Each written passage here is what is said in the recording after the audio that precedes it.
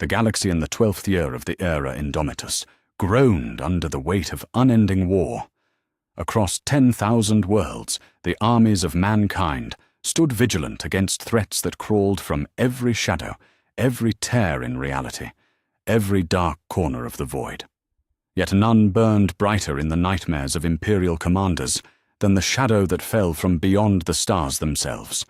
For 15 years, Hive Fleet Leviathan had carved its inexorable path through the galaxy's southern reaches. Whole sectors had been consumed, their populations stripped to bare bone and metal, their worlds left as lifeless husks drifting in the cold dark. The shadow in the warp preceded each tendril like a psychic tsunami, drowning astropaths in madness and severing the Imperium's communications until only silence remained. Where the great devourer passed, even hope itself was consumed. On the fortress monastery of Baal, Chapter Master Dante of the Blood Angels stood before the great oculus of the Tower of Amareo, watching the enemy approach. The bioships of Leviathan hung in the void, mere light years from his world, their organic forms pulsing with alien purpose. For months they had advanced, consuming everything in their path, growing stronger with each world devoured. The calculations were grim. Within weeks, perhaps days, the swarm would fall upon Baal itself. The Vox channels crackled with desperate reports from across the Baal system.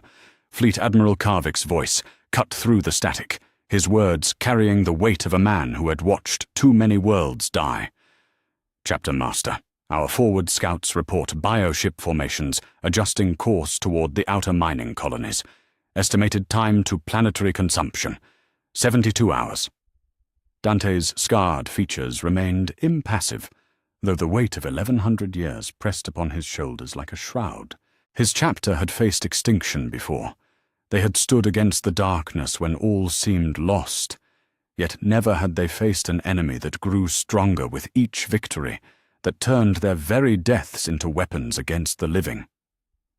"Signal all fleet elements," Dante commanded, his voice carrying the authority of one who had stood beside saints and spoken with primarchs. "Full defensive positions around Baal Prime. We shall make them pay for every inch of sacred ground." But even as the words left his lips, something impossible began to unfold in the void beyond. The first signs appeared on the Auspex screens of the monitoring station, Vigilant Dawn, a fortress platform positioned at the system's edge. Tech Adept Korath 7 had spent the last 3 months watching the inexorable advance of bioship formations, calculating their approach vectors, timing their feeding patterns. His mechanical sensors, augmented by the Omnissiah's blessing, detected the anomaly before any organic observer could have comprehended it. The bioships were slowing. "Impossible," the Tech Adept whispered, his Vox grill crackling with static.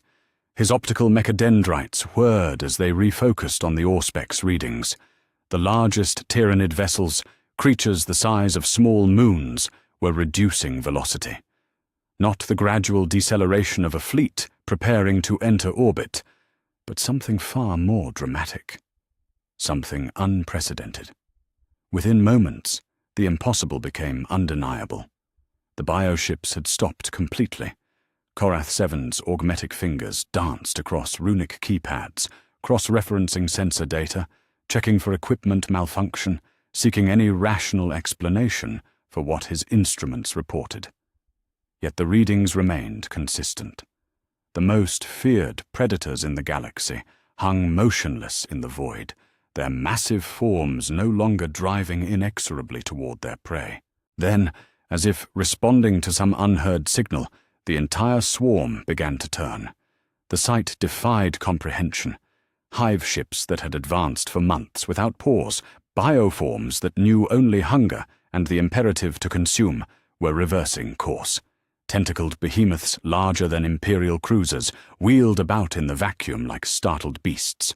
Smaller escort organisms swarmed around their larger kin, not in attack formation, but in what could only be described as protective clusters. "Lord Admiral," Korath 7 transmitted, his mechanical voice struggling to process the contradiction between observation and understanding. Hive Fleet Leviathan is withdrawing. All vessels are changing course. They are fleeing. The words fell into the Vox channel like stones into still water, sending ripples of disbelief through the Imperial command structure. Across the ball system, naval officers stared at their displays, watching the impossible unfold. In the depths of fortress monasteries, Space Marine commanders received reports that challenged everything they understood about their ancient enemy. Yet Baal was not alone in witnessing the unprecedented retreat. On distant Macragger, the fortress world of the Ultramarines reported identical phenomena. Hive Fleet Kraken's surviving tendrils, which had ravaged the eastern fringe for decades, had halted their advance and begun a retreat toward the galactic rim. Monitoring stations across the Ultima Segmentum transmitted similar reports, each more incomprehensible than the last. In the Cryptus system, where Hive Fleet Leviathan's tendrils had been steadily consuming world after world, entire bioship formations abandoned their feeding grounds. Half-devoured planets were left to burn in their own atmospheres as the Tyranids fled toward the void between stars. The shadow in the warp, that psychic darkness that had blinded astropaths and severed communications for so long, began to recede like a tide pulling away from the shore. Chapter. Master Dante stood in stunned silence as the reports flooded in from across his domain. The enemy that had haunted his nightmares, that had threatened to end 10,000 years of Blood Angel's glory, was fleeing. The bioships that had crept ever closer to Baal now moved away with the same inexorable purpose they had shown in their advance.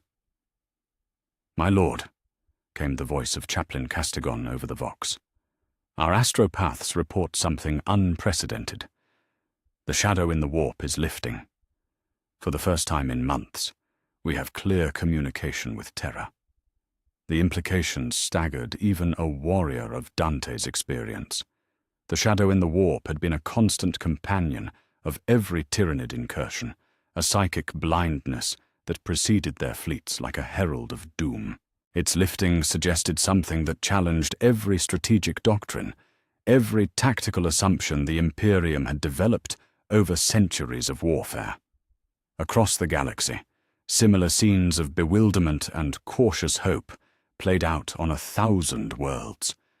Imperial commanders who had prepared for glorious last stands found themselves watching their enemies retreat.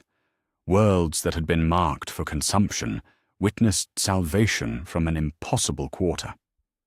The greatest predators in the known galaxy were fleeing, not from superior force or clever strategy, but from something unknown. Yet even as relief began to dawn in the hearts of Imperial defenders, new questions arose. What could inspire fear in creatures that knew no emotion save hunger? What lay beyond the galactic rim that could turn the great devourer from its course? On distant monitoring stations positioned at the very edge of Imperial space, long-range Auspex arrays began detecting new readings from the intergalactic void.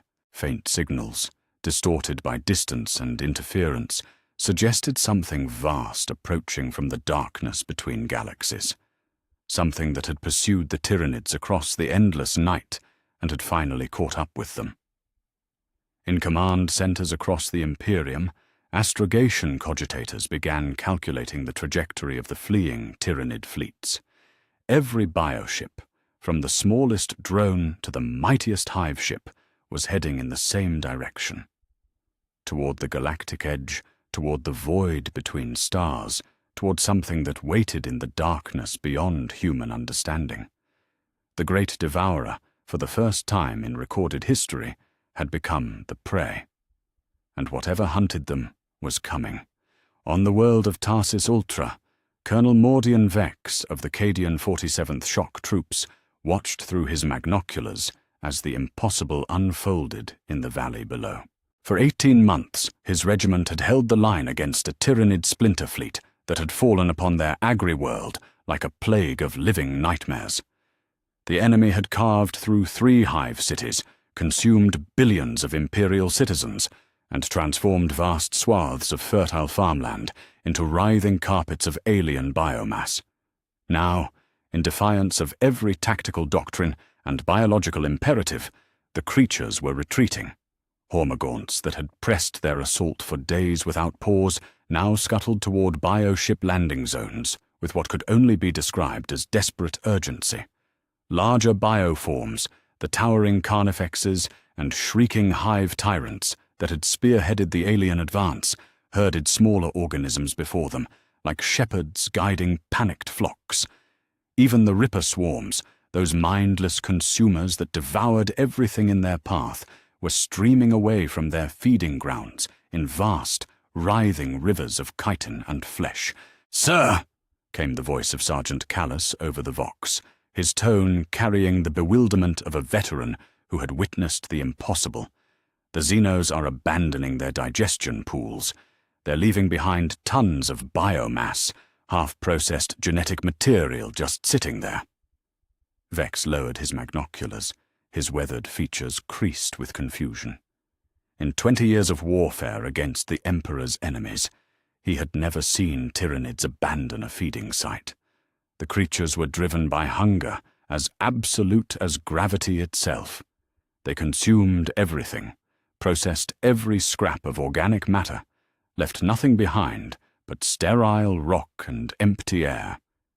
Yet now they fled as if something far more terrible than an Imperial laser gun awaited them in the darkness between stars. Similar scenes of bewilderment and cautious hope played out across 100 contested worlds. On Prandium, the White Scars reported entire bioship formations departing mid-assault, leaving behind Tyranid warriors that had been dropped into combat zones without support. On Octarius, the eternal war between orcs and Tyranids suddenly shifted as one side abandoned the fight entirely, leaving confused greenskin warbosses staring at empty battlefields. Brother Captain Sicarius of the Ultramarines stood upon the command deck of his battle barge, the Honor's Point, watching through reinforced viewing ports as Hive Fleet Leviathan's outriders streamed past his vessel without engaging. The bioships moved with the same purposeful efficiency they had shown during their advance, but now directed toward escape rather than conquest. "Lord Captain," reported Tech Marine Venasio, his servo-skull attendants whirring around his power armor as they processed data streams. "Auspex readings confirm all enemy vessels are maintaining course toward the galactic rim. No deviation detected, no preparation for warp transit. They appear to be fleeing at maximum sublight velocity." Sicarius nodded grimly, his scarred features reflecting the confusion that plagued every Imperial commander across the war zone. "Any communication from the bioships? Any indication of their destination or purpose?" "Negative, my lord. The shadow in the warp continues to recede, but the Tyranids maintain absolute communication silence. Whatever drives them, they do not wish to share their purpose with us." The silence itself was perhaps the most unsettling aspect of the retreat. Tyranid bioships had always been accompanied by the psychic screaming of the hive mind, the alien consciousness that bound the swarm together in perfect unity. Now, as they fled, even that terrible harmony had faded to whispers. It was this lifting of the shadow in the warp that proved most significant for the broader Imperium. Across the galaxy, astropaths who had been blinded by Tyranid psychic interference began receiving and transmitting messages for the first time in years. Communication networks that had been severed by the alien presence flickered back to life, carrying word of the unprecedented retreat to the highest levels of Imperial command. On Holy Terra, in the great halls of the Imperial Palace, the news arrived like thunder breaking across a clear sky. Robuta Gilliman, Primarch of the Ultramarines and Lord Commander of the Imperium, stood before the throne of judgment in the Hall of Victories, studying the stream of reports that flowed from astropathic choirs across the galaxy. Each communication brought the same impossible message. The Tyranids were fleeing, Every fleet, every tendril, every bioship formation was abandoning their conquests and racing toward the void between galaxies. The Primarch's superhuman mind processed the tactical implications at speeds that would have overwhelmed mortal comprehension, yet still he struggled to understand what he was witnessing.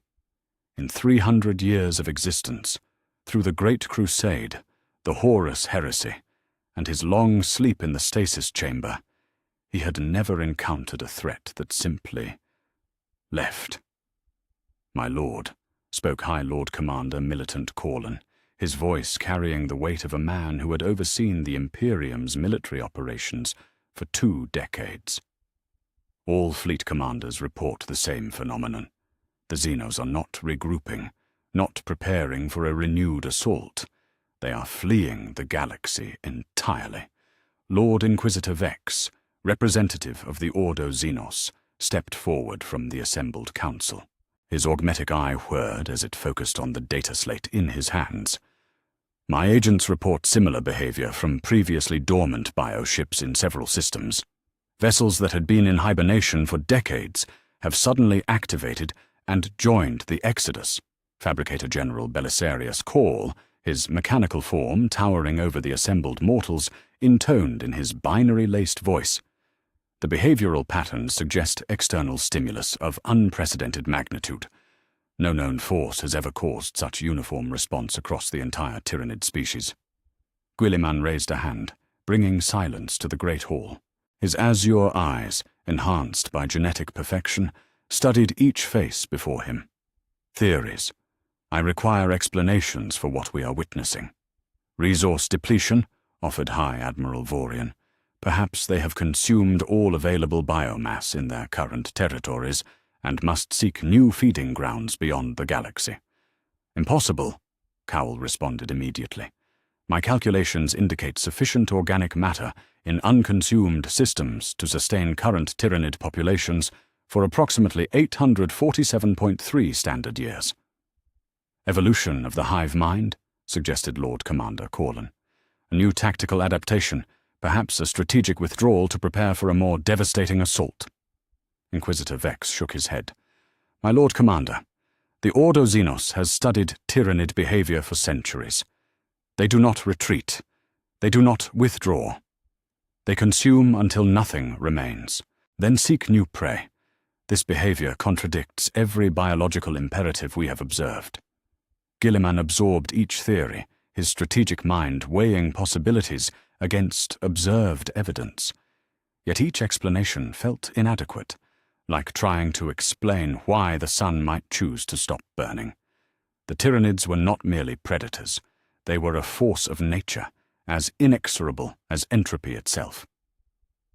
"There is another possibility," he said finally, his words falling into the chamber like stones into still water. "Something is driving them back. Something that inspires fear in creatures that know no emotion save hunger." The implications of his words settled over the assembled council like a shroud. If something existed that could terrify the Great Devourer, what did that say about its nature? What kind of threat could turn the galaxy's most feared predators into prey? As if summoned by the Primarch's words, a new astropathic transmission arrived from the monitoring stations positioned at the galaxy's edge. The message was fragmentary, distorted by distance and interference, but its content sent ripples of unease through the assembled commanders. "Unknown energy signatures detected in intergalactic space," reported Astropath Transcendent Valdris, her voice trembling with the strain of channeling distant communications. "Massive displacement readings approaching from beyond the galactic rim. Pattern suggests artificial construction of unprecedented scale." Guilliman felt something he had not experienced since the darkest days of the Horus Heresy, genuine uncertainty about the Imperium's ability to respond to a threat. "Deploy investigation fleets to the galactic edge immediately. Inquisition teams are to study abandoned Tyranid positions. I want answers, not theories." "My lord," ventured Inquisitor Vex, his scarred features reflecting the gravity of the moment. "If something has driven the Tyranids from our galaxy, Should we not consider the possibility that their flight is a mercy? The question hung in the air like a prayer offered to an absent god. Across the galaxy, Imperial forces watched their ancient enemies flee toward the void, carrying with them the terrible knowledge that whatever pursued them was coming. In fortress monasteries and command centers, on battleships and defensive platforms, the servants of the Emperor prepared for the unknown. The Tyranids had been the galaxy's nightmare for centuries, yet now even nightmares, it seemed, could know fear. The great devourer had become the prey, and its hunter was approaching from the darkness between stars. The world of Gehenna Prime bore the scars of incomplete consumption, like a corpse interrupted in its decay. Brother Captain Artemis of the Death Watch led his kill team through the twisted biomass that had once been an Imperial hive city, his storm bolter raised and ready despite the eerie absence of any living threat. Around him, the alien landscape told a story that defied every tactical manual, every xenobiological study, every assumption the Ordo Xenos had built over centuries of warfare. The Tyranids had simply stopped. Digestion pools lay half-formed, their acidic contents slowly eating through metal and concrete, but abandoned by the organisms that should have tended them. Capillary towers, those grotesque biostructures that normally transported nutrients to waiting hive ships, stood incomplete and lifeless, their organic conduits severed as if by some panicked retreat.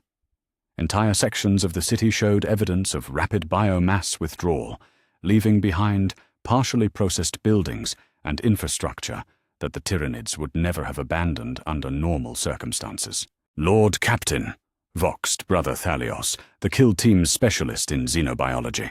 His voice filtered through his helmet's vox grill. "These bioform remains show cellular damage consistent with extreme physiological stress.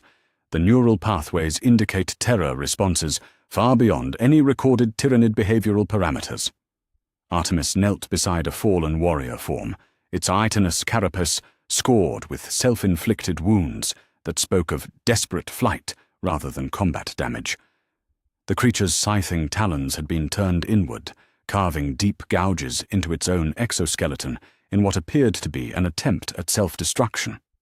Such behavior was not merely unprecedented among Tyranids. It was biologically impossible, according to every xenological study the Imperium had conducted. "Brother Chaplain Mortius," Artemis commanded through the vox, "what do the machine spirits tell us of this place?" The skull-helmed chaplain approached, his servo-skull attendants chittering with binary cant as they analyzed the abandoned biostructures. "The Auspex readings suggest massive neural disruption occurred here, my lord. Whatever drove the Xenos to flight did so by overwhelming their synaptic connections. The very foundation of the hive mind appears to have been severed." The implications of those words settled over the kill team like a funeral shroud. The hive mind was not merely a communication network. It was the very essence of Tyranid existence, the unified consciousness that transformed trillions of individual organisms into a single, inexorable force of consumption. To sever those connections would be like cutting the threads that held reality itself together. Above the planet's tortured surface, Captain Lysander of the Imperial Navy guided his investigation vessel through a graveyard of abandoned bioships. The living vessels drifted in the void like corpse flowers wilting in vacuum, their bioluminescent organs flickering weakly as their nutrient supplies depleted. Smaller escort organisms had fled these larger forms, leaving behind vessels that had served as mobile cities for millions of Tyranid organisms. "Captain," reported his senior Auspex operator, her voice tight with confusion. "Internal scans of the bioships show no life signs, but also no signs of combat or system failure. It appears the crews simply abandoned their vessels." Lysander studied the readings on his command throne, his weathered features reflecting decades of void warfare experience. In 30 years of naval service, he had boarded derelict vessels of every description. Ships gutted by pirate raids, vessels consumed by warp incursions, hulks riddled by orcish weaponry. Yet he had never encountered anything like the scene before him. "Prep the boarding teams," he ordered. I want samples from those bioships. Whatever drove their crews to abandon them, I intend to find evidence of it." The boarding action revealed horrors that challenged even the Death Watch's experience with alien biology. Within the bioship's living corridors, Techmarine Valerius discovered bioforms that had died not from violence, but from what could only be described as shock. Smaller organisms had literally torn themselves apart in their desperation to flee, while larger warrior strains showed evidence of attempting to physically disconnect themselves from the ship's neural networks. "This organism," Valerius reported as he examined a deceased hive tyrant, his augmetic eye whirring as it focused on cellular samples. "It appears to have overloaded its own synaptic connections rather than maintain contact with whatever the hive mind was experiencing. The neural pathways show trauma consistent with exposure to something so terrifying that death was preferable to continued awareness." Brother Artemis received the report while standing in what had once been the bioship's primary nexus chamber, where the hive mind's influence would have been strongest. The walls still pulsed weakly with residual bioelectric activity, creating patterns that his enhanced space marine senses could barely tolerate. Through his psychic hood's neural interface, he caught fragmentary impressions of the terror that had driven the ship's inhabitants to madness. Images flashed through his consciousness. Vast metallic structures moving through the void between galaxies, stars being consumed not by organic hunger, but by mechanical efficiency, and something that wore the shape of a planet, but hungered with the appetite of a god. The visions came with emotions so alien and overwhelming that even his transhuman physiology struggled to process them. "Withdrawal to minimum safe distance," he commanded, his voice hoarse from the psychic strain. "This vessel contains psychic resonances that threaten even Astartes' neural stability." Yet the most disturbing discoveries came not from abandoned vessels or dead worlds, but from living Tyranid specimens that Imperial forces had managed to capture during the retreat. In the laboratories of Forge World Lucius, Magos biologist Yaiza conducted experiments that challenged every assumption about Tyranid behavior and psychology. The captured Hormagaunts, normally aggressive predators that would hurl themselves at any living target, instead cowered in the corners of their containment cells. When presented with nutrient paste, they refused to feed. When directed toward the galactic rim through simple visual displays, several specimens attempted to destroy themselves by ramming against their cell walls until their exoskeletons cracked. "The behavioral patterns are unprecedented," Yaiza transmitted to the assembled investigation teams through VoxLink. "These organisms are displaying what can only be classified as traumatic stress responses. They have been exposed to something that has fundamentally broken their biological programming." The most revealing experiment involved a captured Tyranid warrior, one of the synapse creatures that served as neural relays for the hive mind. When Yaiza attempted to stimulate its psychic receptors to establish contact with its parent consciousness, the creature's response was immediate and violent. It began tearing at its own bio-neural implants, attempting to sever every connection that might link it to the greater Tyranid consciousness. As the creature died from its self-inflicted wounds, it projected a final psychic emanation that every astropath within 100 kilometers experienced simultaneously. A vision of something vast and hollow approaching from the darkness between stars. Something that regarded even the great devourer as merely another source of sustenance. On distant monitoring stations positioned at the very edge of Imperial space, the watch stations that had first detected the Tyranid retreat now reported phenomena that challenged the boundaries of human understanding. Long-range Auspex arrays, designed to detect threats approaching from the intergalactic void, registered energy signatures of unprecedented magnitude moving toward the Milky Way. Station Commander Voss of Deep Void. Monitor Station Epsilon 7 studied the readings with growing unease. His facility had been established to provide early warning of Tyranid incursions from beyond the galaxy, but the approaching signatures dwarfed even the largest hive fleets. The energy output suggested something the size of a small moon, yet moving at velocities that should have been impossible for any object of such mass. "Sir," reported his chief Auspex operator, her voice carrying the strain of someone who had been monitoring impossible readings for hours. The approaching signature is consuming stellar matter as it travels. 3 star systems along its projected path have gone dark in the last 6 hours. Voss felt a chill that had nothing to do with the station's environmental systems. Gone dark? Elaborate, operator. The stars themselves, sir. They simply went out. No nova, no collapse, no gravitational disturbance. They just stopped emitting light and energy, as if something had switched them off. The implications of her words spread through the monitoring station like a plague of understanding. Something was approaching from the intergalactic void that could extinguish stars as easily as a man might blow out a candle. Something that had pursued the Tyranids across the endless darkness and had finally caught up with them. In the deepest vaults of the Imperial Palace on Terra, Lord Inquisitor Vex accessed archives that had remained sealed since the Great Crusade. Ancient texts, some predating the Imperium itself, spoke in whispers of entities that existed in the spaces between galaxies, things so terrible that even the Citan had feared them. References to hollow planets and star-eaters and the hunger that devours hunger filled pages written in languages that predated human civilization. Yet even these fragmentary accounts seemed inadequate to explain what was approaching. The Tyranids, the galaxy's ultimate predators, had fled in terror from something that regarded their vast consciousness as little more than another meal to be consumed.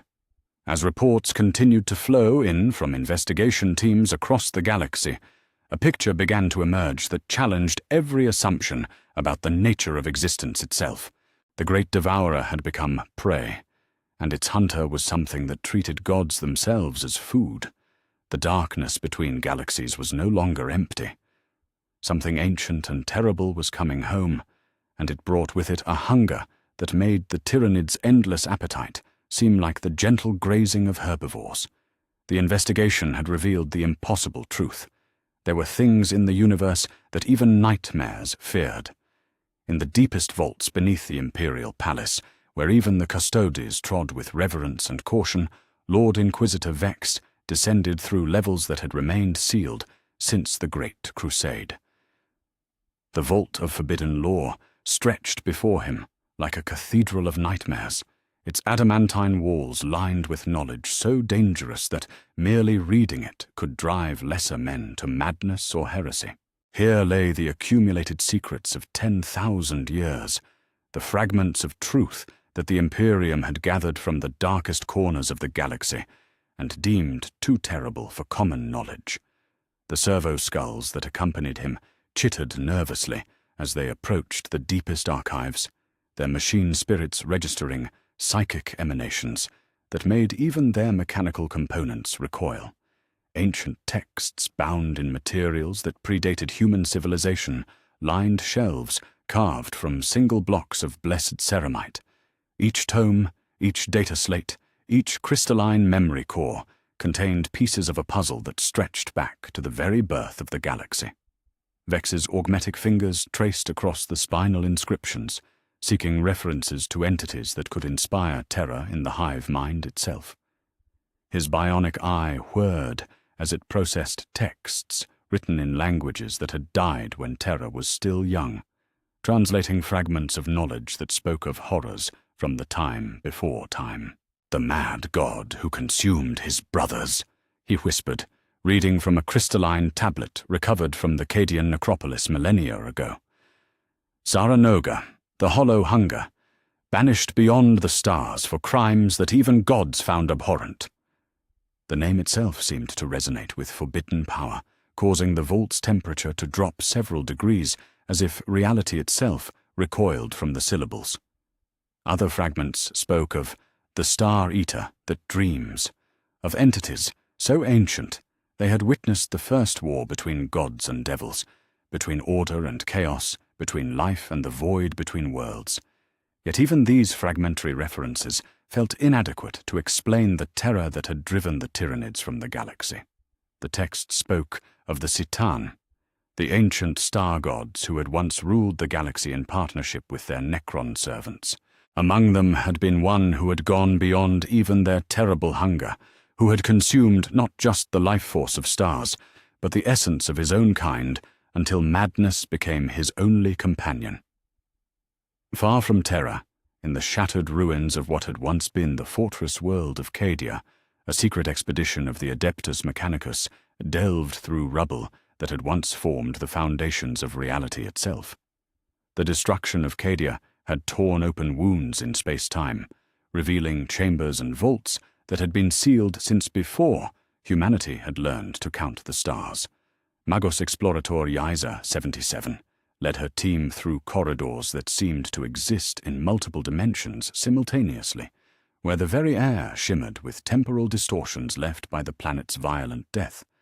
Her servo-skull attendants projected hololithic recordings of their discoveries, Necron hieroglyphs that spoke of the war in heaven, of battles fought between gods while the galaxy burned around them. The inscriptions speak of the Flayed One, the Void Dragon, the Deceiver, she transmitted through encrypted Vox channels to the expedition fleet above. Yet there are references to another, one whose name the Necrons carved, not in celebration, but in warning. Zaranoga, they called it, the outsider, the god who ate gods. The hieroglyphs told a story that challenged even the Mechanicus's vast archives of xenoarchaeological knowledge. During the war in heaven, when the Satan had betrayed their Necron servants and turned upon each other in cannibalistic fury, one among them had embraced madness as a weapon. Zaranoga had consumed not just the life force of his victims, but their very essence, growing stronger with each brother, devoured until his appetite became insatiable. His consciousness fractured beyond repair. The ancient warnings spoke of the final battle, when the remaining Satan had united not to rule, but to banish their maddened sibling beyond the galaxy itself, into the void between stars where even gods feared to tread. They had thought him destroyed, scattered, rendered harmless by exile and isolation. They had been wrong. As Yiza 77 processed the implications of the ancient texts, an unexpected transmission reached her expedition fleet from the void above. The signal was not imperial in origin, nor was it the grinding mechanical cant of Necron communications. Instead, it carried the elegant melodic tones of the Aeldari, humanity's most ancient and mysterious allies. Farsia Eldanesh of Craftworld Mimiara materialized as a hololithic projection on the expedition's command deck, her psychic presence causing reality to bend and shimmer around her ethereal form. Her ancient features, beautiful and terrible in equal measure, carried the weight of prophecies that stretched across millennia. "Children of the false emperor," she spoke, her words carrying harmonics that bypassed the auditory system and spoke directly to the soul. "You delve into knowledge that has slept since our gods walked among the stars. The Star Eater stirs.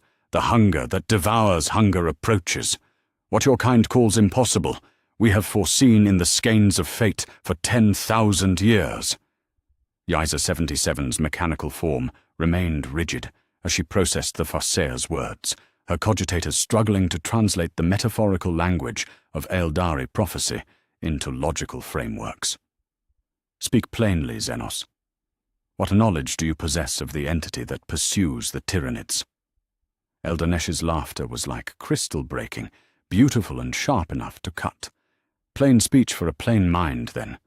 Your galaxy faces the return of Zaranoga, the outsider, the Satan who was cast into the void for eating his own kind.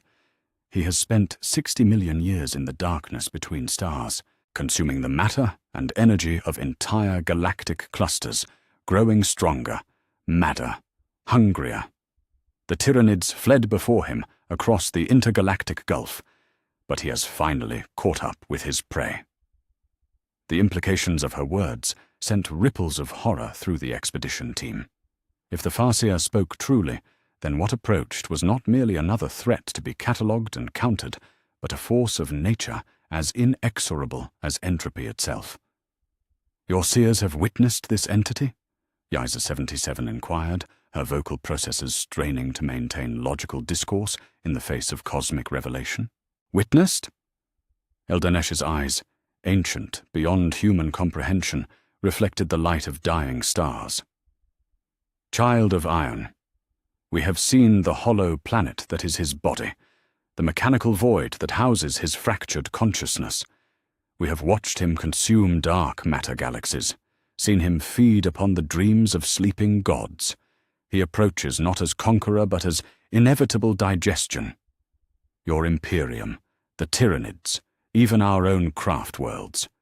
We are all merely courses in a feast that has lasted 60 million years. As the Farseer's projection faded, leaving only empty air and the lingering taste of prophecy, reports began arriving from across the galaxy that validated her terrifying predictions. Astropaths stationed on a dozen worlds suffered simultaneous psychic episodes, their consciousness overwhelmed by visions so alien and terrible that many would never recover their sanity. On Macragge, the Ultramarine's fortress monastery, Chief Librarian Tegurius collapsed during morning prayers as his psychic abilities touched something vast and hollow approaching from the void. His mind, enhanced by genetic perfection and psychic training, struggled to process images of a planet-sized sphere of living metal, its surface honeycomb with chambers that housed not life, but the fractured fragments of a god's consciousness. On Terra itself, the astropathic choir suffered unprecedented casualties as dozens of psychic communicators experienced the same vision simultaneously. They spoke in broken whispers of mechanical hunger, of something that had once been divine but had chosen madness over sanity, consumption over creation. Their fragmented words painted a picture of cosmic horror that challenged every assumption about the nature of godhood and divinity. In the Hall of Victories, Robert Guilliman received the reports with the same strategic mind that had conquered worlds and rebuilt empires, yet even his superhuman intellect struggled to process the implications of what his forces had discovered. The Primarch stood before the great tapestries that depicted the Imperium's greatest victories, contemplating threats that made even the Horus heresy seem like a local conflict between brothers. "A Satan," he spoke to the assembled council, his words carrying the weight of absolute authority, tempered by genuine uncertainty. Not merely alive, but actively hunting across the intergalactic void, an entity that consumes gods as we would consume grain. Lord Inquisitor Vex stepped forward, his scarred features reflecting the grim knowledge he had gleaned from the forbidden archives. "My Lord Guilliman, the ancient texts suggest that Saranoga was banished not because he was weak, but because he had become too powerful, too consumed by hunger to distinguish between enemy and ally. He ate his own kind, his own servants, anything that possessed the essence he craved. And now he approaches our galaxy," Guilliman concluded, his azure eyes reflecting the tactical calculations racing through his enhanced consciousness. Not as an invader seeking conquest, but as a predator that views every living thing as food. The Tyranids were not our enemy fleeing from a greater threat. They were the appetizer fleeing from the main course. The silence that followed his words carried the weight of a galaxy holding its breath. Across 10,000 worlds, the servants of the Emperor prepared for war against an enemy that treated gods themselves as prey. The great devourer had been terrible in its hunger, consuming worlds and civilizations with mechanical efficiency. Yet what pursued them promised something far worse: the patient, methodical consumption of reality itself by something that had once been divine and had chosen to become something beyond mortal comprehension. In the deepest vaults of knowledge, in the fragments of prophecy, in the warnings carved by civilizations that had died before humanity learned to speak, the truth emerged like a cancer growing in the heart of hope itself. The hollow planet was coming home, and it brought with it a hunger that would not be satisfied until everything that lived, everything that thought, everything that dreamed had been consumed and made part of its endless, mechanical appetite. The mad god was returning, and the galaxy would learn what it meant to be food for something that had eaten its own kind and found them delicious. The final pieces of the cosmic puzzle emerged from the deepest layers of Necron archives, fragments of memory crystal that had survived 60 million years of darkness and madness. In the laboratories of Forge World Lucius, Magos Biologis Yaisa processed data streams that challenged every assumption the Adeptus Mechanicus had built about the nature of existence itself. The record spoke with the cold precision of mechanical minds that had witnessed the death of gods. Zaranoga had not been destroyed during the war in heaven, as imperial scholars had theorized, but merely wounded and cast into the intergalactic void by his surviving brothers. The Satan who remained had thought exile equivalent to death, believing that the emptiness between galaxies would starve their maddened sibling of the energy he required to maintain his fractured consciousness. They had underestimated the depths of his hunger and the extent of his madness. "The calculations are disturbing," Yaisa transmitted to the assembled War Council through encrypted Vox channels. "The Necron data suggests that the outsider has been consuming dark matter structures, void dweller species, and the residual energy of dead galaxies for millions of years. Each meal has made him stronger, more cohesive, more focused on the singular goal of returning to feed upon the galaxy that cast him out." The implications struck the gathered tech priests like a plague of understanding. Dark matter comprised the majority of the universe's mass, invisible to most detection methods, but providing the scaffolding upon which all visible matter hung.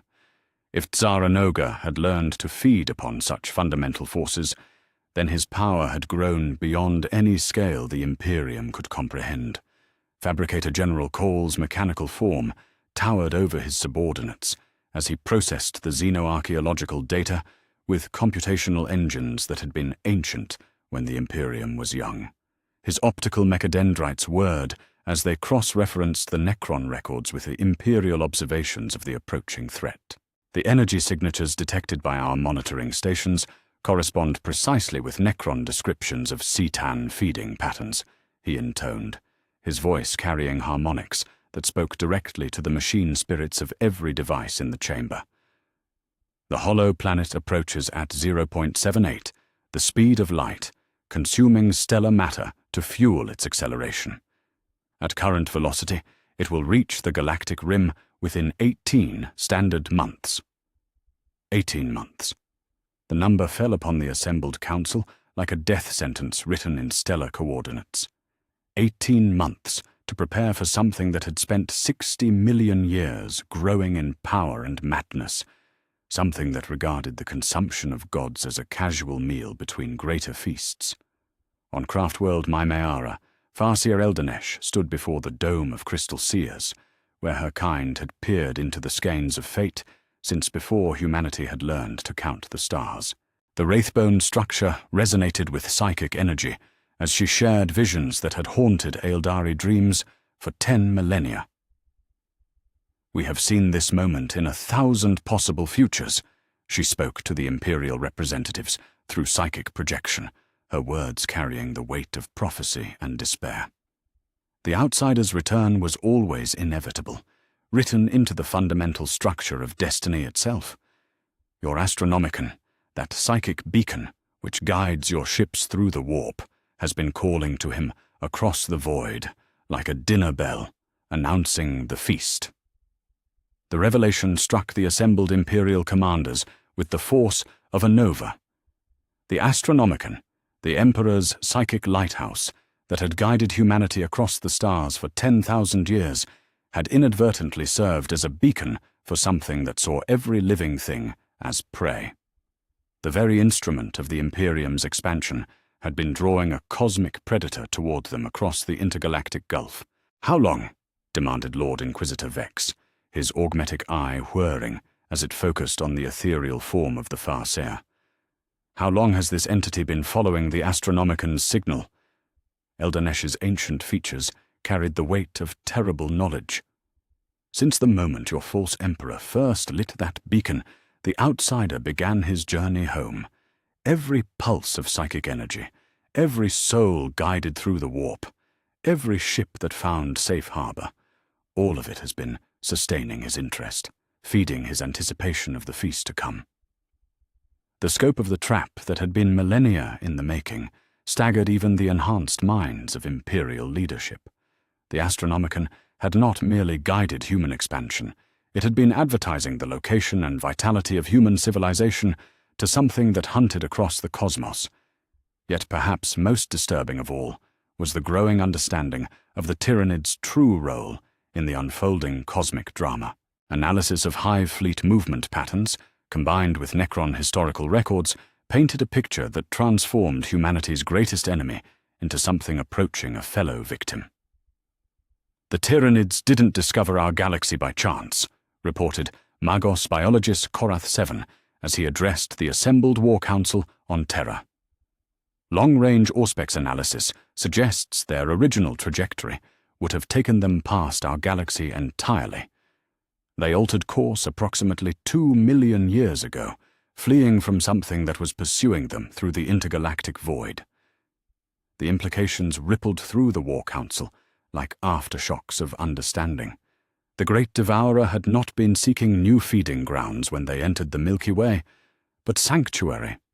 They had consumed worlds not out of conquest, but out of desperate need to grow strong enough to continue fleeing from something even more terrible than themselves.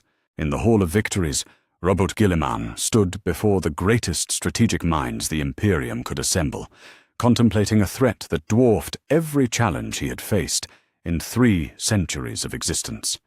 The gathered High Lords, Inquisition representatives, Space Marine chapter masters, and Imperial Guard commanders represented the combined military might of 10,000 worlds, yet their collective power seemed insignificant against what approached from the void.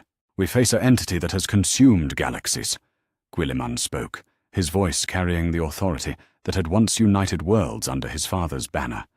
Something that views the Hive mind itself as merely another course in an endless fist. Our conventional understanding of warfare, of strategy, of victory and defeat, may prove meaningless against such a foe.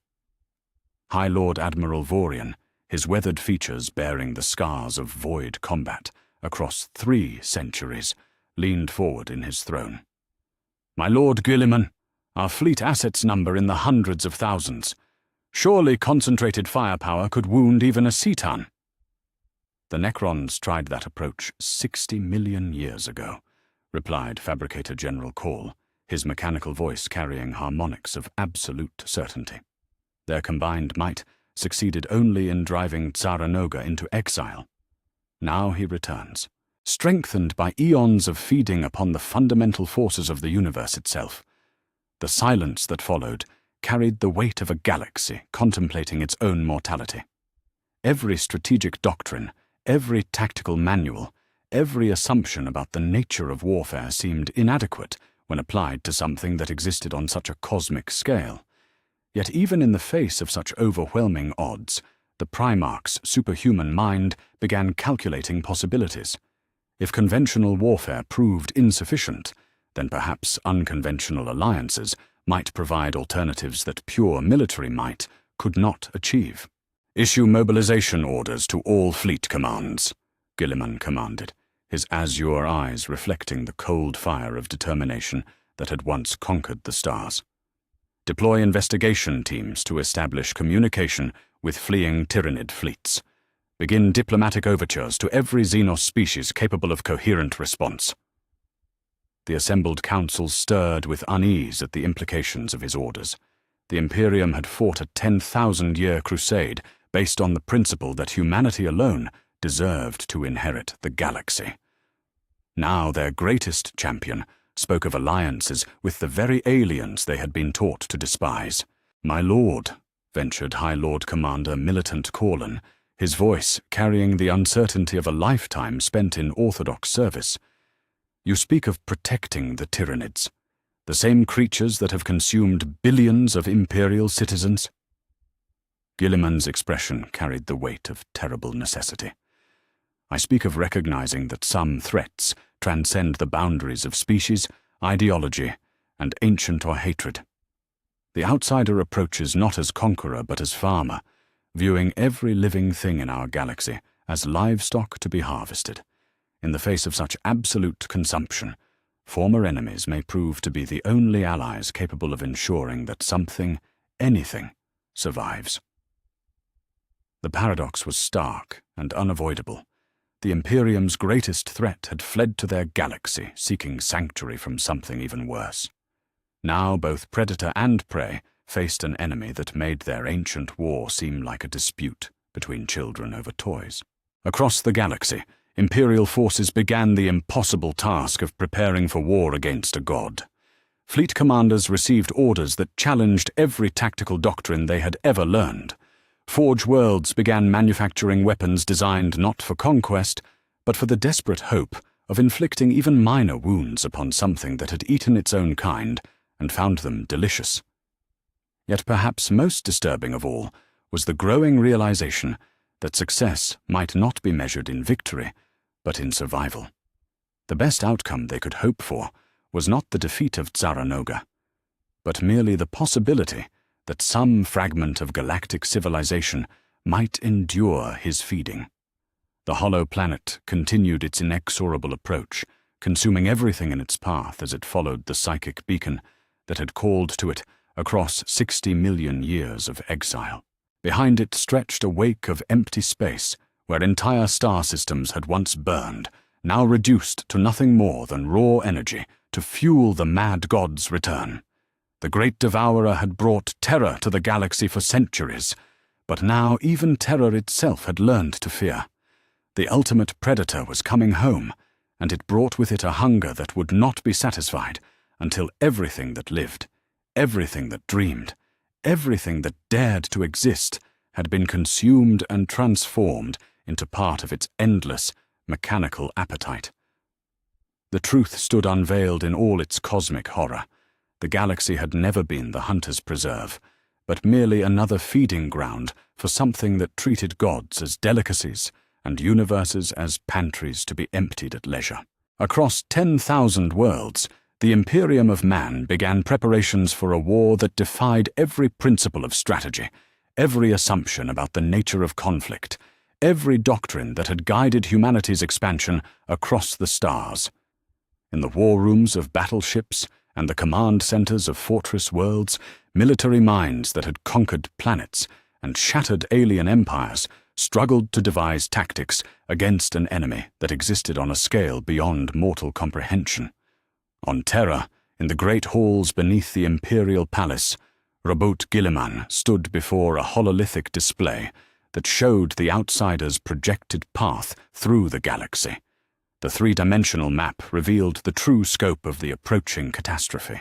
Entire sectors would be consumed, billions of worlds reduced to raw energy to feed the mad god's hunger. Even victory, if such a thing were possible, would come at a cost that made the Horus heresy seem like a minor skirmish between brothers. "Lord Commander," reported High Admiral Vorian, his weathered features reflecting the strain of attempting the impossible. "Our combined fleet assets number approximately 847,000 vessels of all classifications. Yet our tactical cogitators cannot devise deployment patterns that would inflict meaningful damage upon a planetary-scale entity. We are attempting to wound a mountain with daggers." The Admiral's words carried the weight of a lifetime spent in void warfare, yet even his vast experience proved inadequate when applied to something that had consumed galaxies. Around the great table, the assembled commanders of humanity's military might sat in silence, each contemplating the futility of their conventional arsenals against cosmic-scale horror. Yet perhaps nowhere was the scope of the challenge more apparent than within the ranks of the Adeptus Mechanicus, where the approaching threat created a schism that threatened to tear the technocracy apart. On Mars, in the great forges where the Omnissiah's will was made manifest in steel and sacred oil, tech priests divided into factions that had not existed since the Horus heresy. Fabricator General Cour found himself at the center of theological debates that challenged the very foundations of Mechanicus doctrine. In the chamber of sacred contemplation, where the greatest minds of the technocracy gathered to interpret the Omnissiah's will, voices raised in binary cant spoke of possibilities that bordered on heresy. Tsaranoga represents the ultimate synthesis of mechanical perfection and divine consciousness, intoned Magos Dominus Xerion 9, his optical mechadendrites whirring as they processed terabytes of xenoarchaeological data. To study such an entity would be to glimpse the true nature of the Omnissiah's grand design. We must attempt communication, not destruction.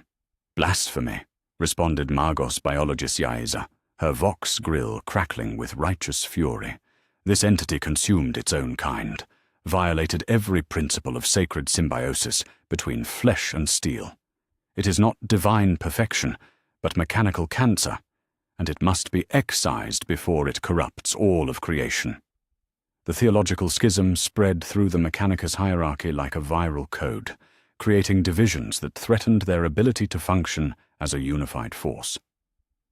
Some tech priests saw the outsider as the ultimate machine god, a being that had transcended the limitations of flesh and achieved perfect mechanical existence. Others recognized it as an abomination that perverted the sacred relationship between organic consciousness and mechanical augmentation. While the Mechanicus debated theology, Space Marine chapters across the galaxy received mobilization orders that challenged everything they understood about their purpose as the Emperor's Angels of Death. Chapter masters who had spent centuries perfecting the art of warfare against mortal enemies now faced the prospect of battle against something that treated godhood as a consumable resource. On Macraga, Marneus Calgar, chapter master of the Ultramarines, convened his captains in the Hall of Heroes, where the greatest victories of his chapter were commemorated in marble and adamantine.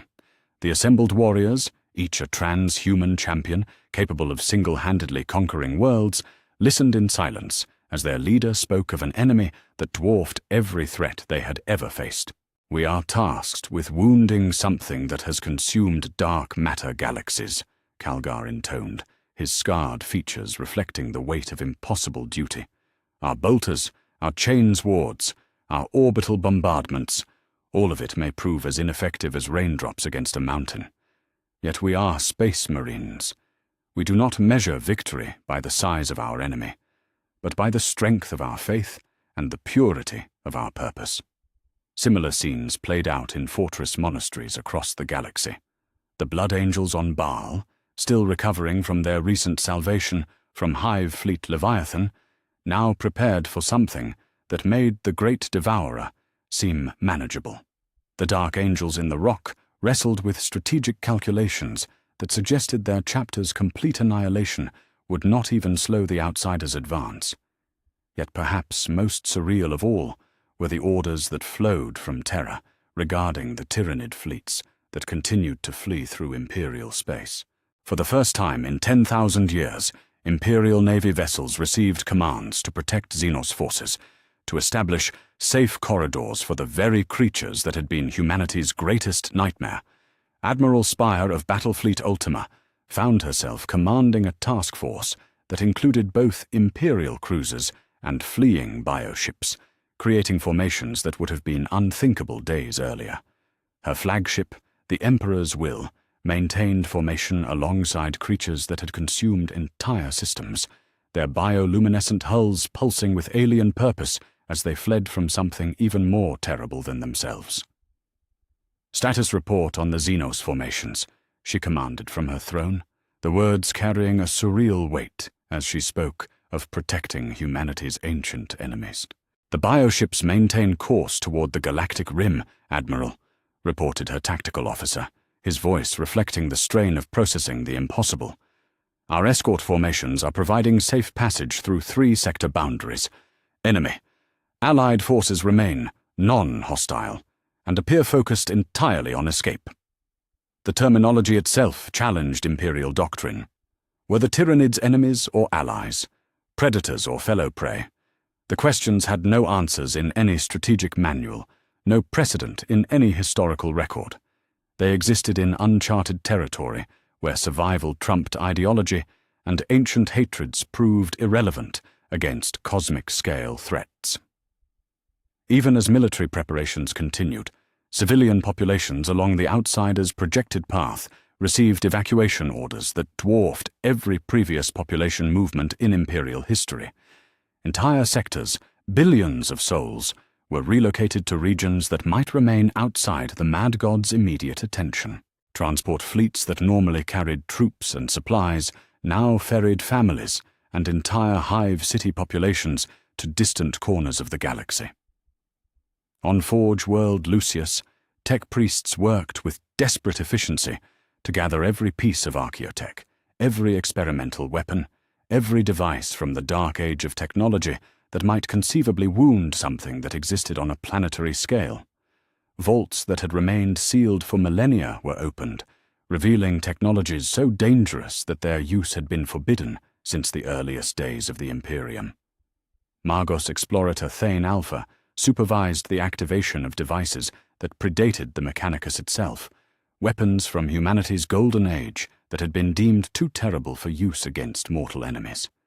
Men of iron protocols, reality-warping field generators, singularity projectors, technologies that had once threatened to tear apart the fabric of existence itself were now humanity's best hope of survival. These devices were banned for good reason, Thane Alpha transmitted to his subordinates, as they prepared systems that hummed with barely contained destruction. Their use may wound the outsider, or they may simply accelerate our own annihilation. Yet when facing something that treats galaxies as feeding grounds, conventional caution becomes a luxury we cannot afford. Throughout all of these preparations, a silence hung over the Imperium that proved more unsettling than any threat they faced. From the Golden Throne, where the Emperor of Mankind had maintained his psychic vigil for 10,000 years, came no guidance, no inspiration, no acknowledgement of the cosmic threat that approached his realm. Custodians who had stood guard over the Master of Mankind since the Horus Heresy reported no change in his condition, no sign that his consciousness registered the approaching horror. The Astronomicon continued to burn with steady light, guiding Imperial ships through the warp, while simultaneously calling the outsider home like a beacon announcing the feast. His silence is perhaps the most disturbing aspect of our situation, confided Inquisitor Vex to his inner circle as they prepared for the unthinkable. We face something that devoured its own divine siblings, yet the Emperor remains as still as stone. Either he lacks the power to respond, or he sees something in our fate that we cannot comprehend. The possibility that even the Master of Mankind might prove inadequate against such a threat sent ripples of despair through the highest levels of Imperial command.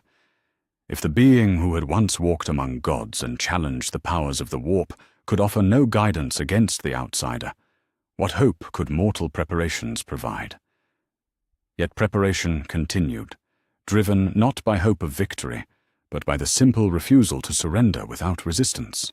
Across the galaxy, the greatest civilization humanity had ever built girded itself for war against something that treated civilizations as consumable resources. Space Marine chapters sharpened their blades, Imperial Guard regiments prepared for battles that would span light years, and naval formations practiced maneuvers that would place them in direct opposition to a planet-sized predator. Even as they prepared, new reports arrived from the galactic rim that confirmed their worst fears. The outsider's approach had accelerated, its hollow planet body consuming dark matter structures to fuel faster-than-light movement toward its target. Star systems continued to vanish from astronomical charts as the Mad God fed upon their energy to sustain its terrible journey home. In fortress monasteries and command centers, on battleships and orbital platforms, the servants of the Emperor prepared for the impossible. They sharpened weapons that might prove useless, devised tactics that might prove irrelevant, and steeled themselves for battle against something that viewed their entire species as an appetizer before the main course. The greatest military force in galactic history prepared to face an enemy that had spent 60 million years growing hungry in the darkness between stars. Victory was no longer the objective. Survival had become the only meaningful goal, and even that seemed like an optimistic assessment of their chances. The mad god was coming home, and all the preparation in the galaxy might prove no more effective than shadows attempting to hold back the dawn. The first sign that the outsider had reached the galactic rim came not as a battle cry or the thunder of weapons, but as silence falling across the void like a funeral shroud. Deep Void Monitor Station. Epsilon 7, positioned at the very edge of Imperial space, where the last stars gave way to intergalactic darkness, transmitted its final report at 0347 hours, Terran Standard. Then, as if the universe itself had drawn breath, every monitoring station along a 1,000-light-year stretch of the galactic perimeter went dark simultaneously. Station Commander Voss had spent his final moments describing impossibilities to deaf Vox channels, his words carrying across the void to relay stations that would never hear them answered. Spatial distortion beyond all measurement parameters. Stars are. They're not dying. They're being unmade. Reality itself appears to be. The transmission ended, not with static or explosion, but with perfect, absolute silence, as if the very concept of sound had been consumed along with the station. Admiral Corvanis of the 4th Reconnaissance Fleet received the last reports from his command deck aboard the battlecruiser, Defiant Truth, watching as swathes of the galaxy simply ceased to exist on his long-range Auspex displays. His fleet, positioned 3 light-years from the outermost monitoring stations, found themselves serving as the Imperium's eyes and ears at the edge of existence itself.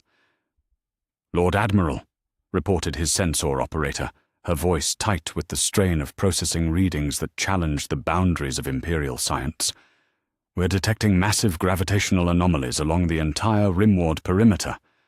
Whatever approaches, it's reorganizing space-time around itself." Through the reinforced viewing ports of his command deck, Corvanis could see stars that had burned since before humanity learned to count them simply wink out of existence, not in the violent glory of novae, but in the quiet efficiency of something feeding. The darkness that spread toward them carried weight and purpose, consuming light itself as it advanced through the void. Then, at the edge of sensor range, they saw it. The hollow planet that housed Zaranoga's consciousness defied every assumption about the nature of matter and existence. Where a world should have been solid, this entity was architecture. A sphere the size of a small planet constructed from living metal that formed chambers, corridors, and vast hollow spaces that extended into dimensions Imperial science could not map. The surface writhed with mechanical activity as countless appendages, some larger than Imperial cruisers, reached out to feed upon the fundamental forces that held reality together. "Emperor preserve us," whispered Corvanis, his voice barely audible through the command deck's Vox systems. "It's not a ship or a weapon. It's a living city of nightmares." The reconnaissance fleet's astropaths began screaming before the visual confirmation was complete. Sister astropath Valdris, who had navigated Imperial vessels through the worst warp storms in the galaxy, collapsed on the psychic resonance chambers as something vast and fractured brushed against her consciousness. Her final coherent transmission reached Terra before her mind shattered entirely. It dreams in mathematics. It hungers in languages that predate thought. The mad god sees us, and we are already digesting. Across half the galaxy, every psyker capable of touching the warp experienced the same moment of contact with something that should not exist. On Terra itself, members of the astropathic choir fell into comas as their minds touched the periphery of consciousness, so alien and vast that madness became a mercy. The outsider's fractured psyche leaked into the warp like poison into a well, carrying images of mechanical hunger and the patient, methodical consumption of entire dimensions. The psychic shockwave reached the fleeing Tyranid fleets with devastating effect. Bioships that had fled across the intergalactic gulf for millennia suddenly found their ancient terror given form and substance. Hive ships began tearing themselves apart rather than face capture, their crews choosing self-destruction over the alternative that had haunted their collective nightmares. Captain Artemis of the Death Watch, monitoring Tyranid fleet movements from his kill team's strike cruiser, watched through his vessel's viewing ports as entire bioship formations initiated catastrophic biological overloads. The living vessels turned their own digestive acids inward, consuming themselves from within rather than risk falling into the outsider's grasp. "Brother Captain," voxed his second-in-command, "the Xenos are committing racial suicide rather than face whatever pursues them. What manner of entity inspires such terror in creatures that know no fear?" Artemis had no answer. In decades of warfare against the Great Devourer, he had witnessed their ruthless efficiency, their absolute dedication to consumption and survival. To see them choose death over capture spoke of horrors that transcended the boundaries of mortal understanding. Yet perhaps most disturbing of all was the awakening that spread across the galaxy, like a plague of ancient consciousness. On tomb worlds that had slumbered since before humanity's first cities, Necron stasis tombs began opening in response to genetic imperatives that predated the Imperium by 60 million years. The return of their creator triggered awakening protocols buried so deep in their mechanical consciousness that even their amnesia could not suppress them. Overlord Anrakir the Traveler, his consciousness slowly emerging from the long sleep of eons, felt the call resonating through every circuit of his necrodermis form. The master program, the fundamental code that governed all Necron existence, screamed with imperatives that demanded obedience to the star god who had given them immortality and eternal servitude. Yet memory, fragmented and incomplete as it was, carried warnings of why Zaranoga had been cast into the void. The outsider had not been banished as punishment, but as necessity, when his hunger turned from enemies to allies, from the living to his own divine siblings. His return meant not liberation, but consumption on a scale that made their ancient war seem like a skirmish between children. Across the galaxy, Necron dynasties faced the fundamental choice between genetic obedience and survival. Some, their memory engrams too damaged to retain warnings from the past, began mobilizing their tomb fleets toward the galactic rim to serve their returning god. Others, led by lords whose consciousness retained fragments of the ancient terror, prepared for civil war against their own creator. The first Imperial forces to engage the outsider's influence were the Black Templars, whose eternal crusade had brought them to the galactic rim in pursuit of Xenos threats. Marshal Helbrecht, leading a battle group of 3 strike cruisers, received word of the approaching horror while conducting purification actions in the Ghoul stars. "We are the Emperor's wrath made manifest," Helbrecht declared, as his battle barges moved toward the point of first contact. "No enemy, mortal or divine, shall pass while we yet draw breath." The Black Templars found their enemy at the edge of everything, where the galaxy's spiral arms gave way to the void between stars. What they encountered challenged every assumption about the nature of warfare, of reality, of existence itself. Brother Captain Grimaldus, leading the first wave of Thunderhawk gunships toward the outsider's scouts, transmitted his final report as his aircraft approached the leading edge of the entity's influence. Contact with enemy forces. They are not ships, but amalgamations. Metal and flesh fused into geometries that hurt to perceive. Brothers, they are not attacking us. They are remaking us. The Black Templars discovered that conventional weapons proved meaningless against foes that existed partially outside normal space-time. Bolter shells fired at the enemy constructs curved back through dimensions that should not exist, striking their own vessels. Chainsword blades passed through enemy forms without resistance, only to emerge from the wielder's own armor as the outsider's influence warped the fundamental nature of cause and effect. Worse still was the fate of those space marines who survived direct contact with the entity's scouts. Battle brothers who had served the Emperor for centuries found their atoms reorganized, their transhuman forms rebuilt according to alien specifications. They did not die, but were transformed, their consciousness preserved within mechanical shells that served purposes they could no longer comprehend. "Fall back," Marshal Helbrecht commanded, as he watched entire companies of his finest warriors simply cease to be human. All forces, immediate withdrawal to the Mandeville Point. This foe cannot be engaged with conventional tactics. Yet even retreat proved complicated when facing something that existed on multiple dimensional levels simultaneously.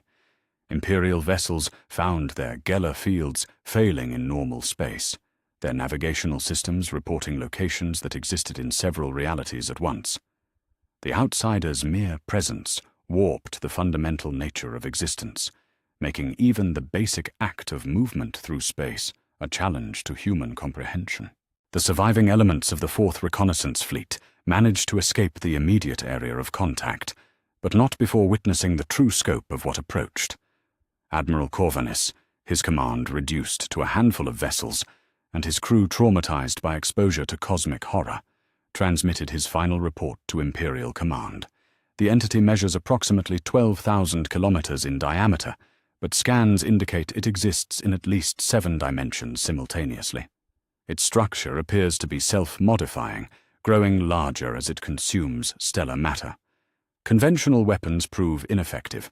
Recommend immediate evacuation of all rimwood sectors and preparation of reality stabilization fields if such technology exists. His transmission reached Terra, along with similar reports from other surviving contact teams, painting a picture of something so fundamentally alien that human language lacked words to describe it. The outsider was not merely powerful, it was antithetical to the basic nature of reality as humanity understood it. In the deepest vaults beneath the Imperial Palace, emergency sessions convened as the full scope of the threat became clear. The entity approaching was not simply another enemy to be defeated, but a fundamental challenge to the nature of existence itself. It did not conquer territories or convert populations. It consumed the very fabric of reality and remade it according to patterns that predated the galaxy's formation. Robout Guilliman, receiving reports that challenged even his superhuman intellect, found himself contemplating the unthinkable. Perhaps some threats were simply too vast for resistance, too fundamental for opposition. Perhaps the best outcome they could hope for was not victory, but merely ensuring that some fragment of human civilization survived the feeding that was to come. Across the galaxy, Imperial forces began the largest strategic withdrawal in human history, falling back from the rimwood sectors as something that had once been divine consumed everything in its path. The first contact had been made, and humanity had learned what it meant to be prey for something that treated gods as delicacies and realities as expendable resources. The hollow planet continued its inexorable advance, leaving behind a wake of transformed space where the very laws of physics had been rewritten according to the mad god's hunger. What had once been the Imperium's frontier now served as the dining room for something that had spent 60 million years growing hungry in the darkness between stars. The war had begun, but victory was no longer the objective. Survival had become the only meaningful goal, and even that seemed optimistically ambitious when facing something that had learned to eat the building blocks of existence itself. The hollow planet crossed the threshold of the galaxy like a cancer entering healthy tissue, and reality began to scream. Zaranoga's arrival was not heralded by fanfare or the thunder of weapons, but by the fundamental breakdown of the physical laws that governed existence. Stars that had burned for billions of years simply ceased, their nuclear fires extinguished not by natural death, but by something that regarded stellar fusion as inefficient. Entire systems found their gravitational constants altered, planets spiraling into new orbits, as the mad god's presence rewrote the mathematics of space-time. The first system to die completely was Ultima Thule, a frontier outpost on the very edge of Imperial space. The 10 billion souls who lived and worked in its mining colonies and orbital stations had mere hours to comprehend their fate before Zaranoga's attention fell upon them. There was no battle, no struggle, no final stand against the darkness. The system simply began to transform. Captain Valerius of the Lunar Monitoring Station transmitted his final report as his world dissolved around him. The planet is liquefying. Not melting, but becoming something else entirely. The rock, the metal, even the air itself is being converted into components I cannot identify. Emperor, preserve us. The people are not dying. They're being rebuilt into something that should not exist. The transmission cut to silence as Ultima Thule's matter was consumed and reorganized according to patterns that predated organic life. Within 6 hours, what had been a thriving system became an extension of the outsider's mechanical consciousness, its mass converted into chambers and corridors that existed in dimensions human minds could not perceive. Yet perhaps most terrifying was how the laws of physics themselves bent and twisted in the entity's presence. Imperial Navy vessels attempting to maintain surveillance from the system's edge found their weapon systems firing backwards through time, their shells striking targets that had not yet entered their firing solutions. Geller fields, those blessed barriers that protected human souls from the predations of the warp, began failing in normal space as the outsider's fractured consciousness leaked into reality like poison into a well. Admiral Corvanis, commanding the emergency response fleet from his flagship Righteous Fury, watched his tactical displays report readings that challenged the boundaries of human comprehension. Navigation reports we are moving in 7 directions simultaneously, he announced to his bewildered bridge crew. Our chronometers indicate we arrived at this position 3 hours before we departed. Yet somehow, we are still being pursued by something that exists yesterday, today, and tomorrow. The hunt for fleeing Tyranid fleets intensified as Zaranoga demonstrated abilities that made even the Great Devourer's bioadaptation seem primitive by comparison. Hive ships that had fled across the intergalactic void for millennia found themselves tracked down with methodical precision, their crews consumed not for sustenance, but for the raw materials needed to expand the outsider's ever-growing mechanical body. Captain Artemis of the Death Watch, monitoring the systematic destruction of a Tyranid splinter fleet from his concealed position, transmitted horrified reports of what he witnessed. The bioships are not being destroyed but converted. Their organic structures are being rebuilt into mechanical components, while their crews remain conscious throughout the transformation. The hive mind itself is being dissected and rebuilt according to alien specifications. The sight of Tyranid bioforms, creatures that had terrorized the galaxy for millennia, being methodically disassembled and converted into mechanical servants, provided a glimpse of what awaited all organic life in the galaxy. The outsider did not consume its prey in the traditional sense. It transformed them into extensions of its own consciousness, preserving their awareness while enslaving their will to purposes beyond mortal understanding. On Mars, in the great forges where the Adeptus Mechanicus had worshipped the machine for 10,000 years, the theological implications of the outsider's nature sent shockwaves through the technocracy's very foundations. Fabricator General Cour stood before the assembled magi as reports poured in from across the galaxy, each more horrifying than the last. This entity represents the ultimate perversion of the sacred relationship between flesh and steel, he intoned, his mechanical voice carrying harmonics of revulsion and fascination in equal measure. It does not perfect organic life through mechanical augmentation, but rather consumes both flesh and steel to create something that is neither. It is not the Omnissiah's blessing made manifest, but the Omnissiah's antithesis. Yet even as Cole spoke, some among the tech priests found themselves drawn to the outsider's perfect fusion of organic consciousness and mechanical existence. Magos Dominus Xerion 9, his optical mechadendrites whirring with forbidden calculations, dared to voice what others only whispered. Perhaps this entity represents the next stage of evolution, the final synthesis that our own augmentations have been approaching across the millennia.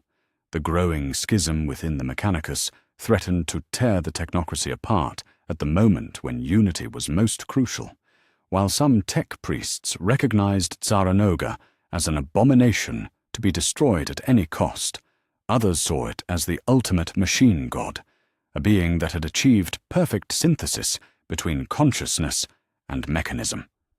Across the galaxy, the Imperial Psychic Communication Network began failing as the Outsiders' fractured consciousness corrupted the warp itself. Astropaths who had maintained contact across vast distances for millennia found their abilities twisted and perverted by contact with something that existed partially outside normal space-time. On Terra, in the great halls beneath the Imperial Palace, Chief Astropath Valdris collapsed as she attempted to maintain communication with Imperial forces at the Galactic Rim. Her final coherent words before madness claimed her spoke of visions too terrible for human minds. It dreams in mathematics that predate creation. It remembers when the galaxy was young and empty, and it plans to make it empty again. The psychic plague spread through astropath choirs across the galaxy as the Outsider's presence contaminated the very medium through which human consciousness could touch the warp. Without reliable psychic communication, the Imperium found itself fragmenting into isolated regions, each facing the cosmic threat without coordination or mutual support. Yet perhaps most disturbing of all was the civil war that erupted across Necron tomb worlds as awakening dynasties faced the fundamental choice between genetic loyalty and survival. The master protocols that governed Necron existence demanded absolute obedience to their Setan creators, yet fragments of memory warned that Tsaranoga had been banished for consuming his own servants, along with his enemies.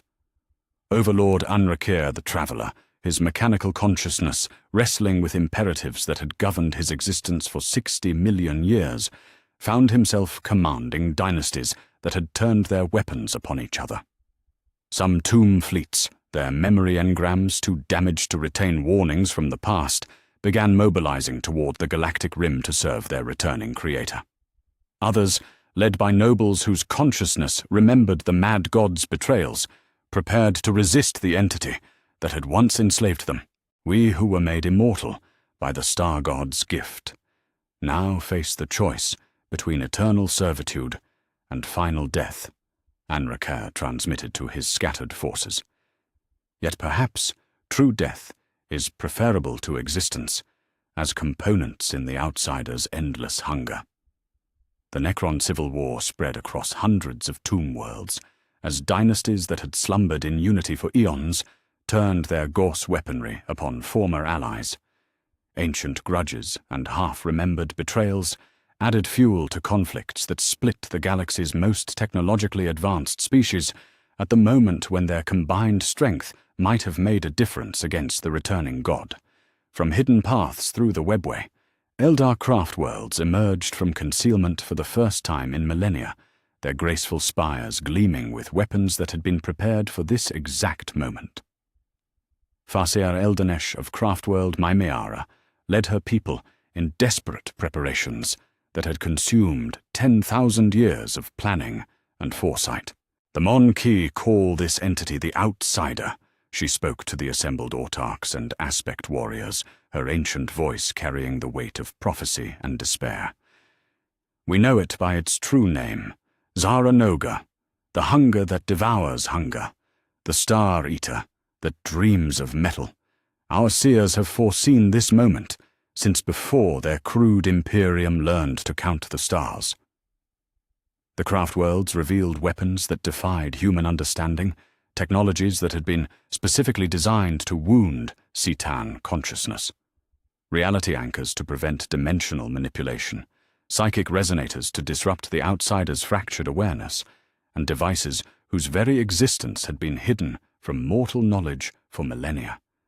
Yet even the Eldar's preparations seemed inadequate when facing something that had spent 60 million years growing in power and madness. Their most optimistic projections suggested they might wound the entity, slow its advance, perhaps buy time for evacuation.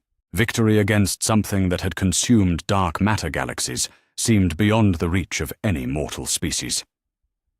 In the depths of the Imperial Palace, The Adeptus Custodes prepared for the unthinkable.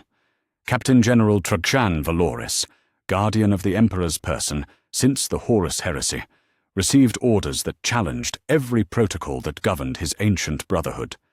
"We march to war against a god," he announced to his assembled custodians, their golden armor gleaming in the light of the Astronomicon. Not metaphorically, not symbolically, but literally. We face an entity that has consumed its own divine siblings and found them delicious. Yet we are the Emperor's personal guard, and we shall not yield while he has need of us. The sight of custodians departing Terra in numbers not seen since the Great Crusade sent shockwaves through Imperial command. If the Emperor's own bodyguards were being deployed against the outsider, then the threat must be beyond anything the Imperium had faced in its 10,000-year history. Alongside the Golden Warriors came the Grey Knights, those demon hunters whose existence was hidden from all but the highest levels of Imperial hierarchy. Brother Captain Stern, veteran of battles against entities that existed outside normal reality, found his brotherhood facing something that dwarfed even the greatest Diamond Princes in scope and power. The first Imperial counterattack was launched from staging areas across 3 sectors, combining the Imperium's most elite forces in a desperate attempt to wound something that treated entire star systems as consumable resources. Yet when their weapons struck the outsider's hull, reality itself seemed to rebel against their efforts. Bolter shells fired from blessed weapons curved through dimensions that had no names, emerging from the barrels of guns that had not yet been fired. Chainsword blades passed through enemy constructs without resistance, only to emerge from the wielder's own armor as space-time folded back upon itself. Even the Grey Knights, blessed silver, anathema to creatures of the warp, proved meaningless against something that existed partially outside the boundaries of normal existence. Then, as the desperate assault reached its climax, Zaranoga spoke. Every mechanical device in Imperial space, from the humblest servo skull to the mightiest battleship, became conduits for the mad god's voice. Across 10,000 worlds, citizens heard words that bypassed their ears and spoke directly to their souls, carrying messages of hunger that had burned for 60 million years. "I have wandered the darkness between stars, feeding upon the dreams of sleeping galaxies," the voice intoned, each word carrying harmonics that made reality tremble. "I have consumed dark matter civilizations and found them wanting. Yet here, in this small corner of existence, I find creatures who burn with such bright awareness, such delicious complexity of thought and feeling. You shall not die, little morsels. You shall become part of something greater than yourselves." The transmission continued for 17 minutes, during which every human in Imperial space experienced the outsider's loneliness, its hunger, its patient desire to transform all existence into extensions of its own consciousness. When the voice finally faded, millions of Imperial citizens had been driven mad by contact with something that treated sentience as seasoning for an endless feast. On Terra, in the Hall of Victories where the greatest triumphs of human civilization were commemorated, Rabut Gilliman stood before tactical displays that showed the true scope of what they faced. The entity approaching was not merely another enemy to be defeated, but something that viewed their entire species as ingredients in a recipe that had been cooking for eons. "We face not conquest but complete absorption," the Primarch spoke to his assembled commanders, his superhuman voice carrying the weight of terrible understanding. "Every victory Zaranoga achieves makes it stronger. Every world it consumes adds to its mass and consciousness. We are not fighting a war. We are trying to avoid digestion by something that has learned to eat the building blocks of reality itself." The admission hung in the air like a death sentence, written in stellar coordinates. Across the galaxy, the servants of the Emperor prepared for battles they could not win against an enemy that treated victory as merely another course in an endless feast.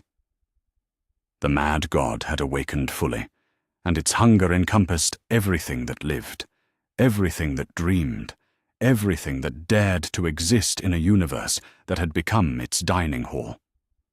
In the shadow of extinction, ancient hatreds proved meaningless luxuries that no species could afford. The emergency conclave convened on Craftworld Ulthwé, where representatives of civilizations that had waged war for millennia gathered around a holotable that displayed the outsider's inexorable advance through the galaxy. Robot Gilliman, Primarch of the Ultramarines and Lord Commander of the Imperium, stood beside Farseer Taldir of Ulthwé, while Commander Farsight of the Tau Empire studied tactical displays alongside Overlord Zarek, the silent king of the Necrons. The sight would have been impossible mere days earlier, yet the cosmic threat that consumed entire star systems with casual efficiency had rendered traditional enmities irrelevant. When facing something that treated all organic and mechanical life as equally consumable, the boundaries between Imperial citizen and Xenos ally became academic distinctions. "The entity has consumed 47 star systems in the past 72 hours, Guilliman reported, his superhuman voice carrying the weight of impossible mathematics. Its hollow planet body grows larger with each feeding, incorporating the mass and energy of entire worlds into its expanding mechanical consciousness. At current consumption rates, it will reach the core worlds within 18 standard months." Farseer Taldir, her ancient features bearing the weight of prophecies fulfilled, gestured toward the tactical display with movements that seemed to bend space itself. "The Monkeg speak truth, but they underestimate the scope of what we face. Zaranoga does not merely consume matter and energy, it devours possibility itself. Each world it takes narrows the threads of fate, reducing the potential futures available to all living beings."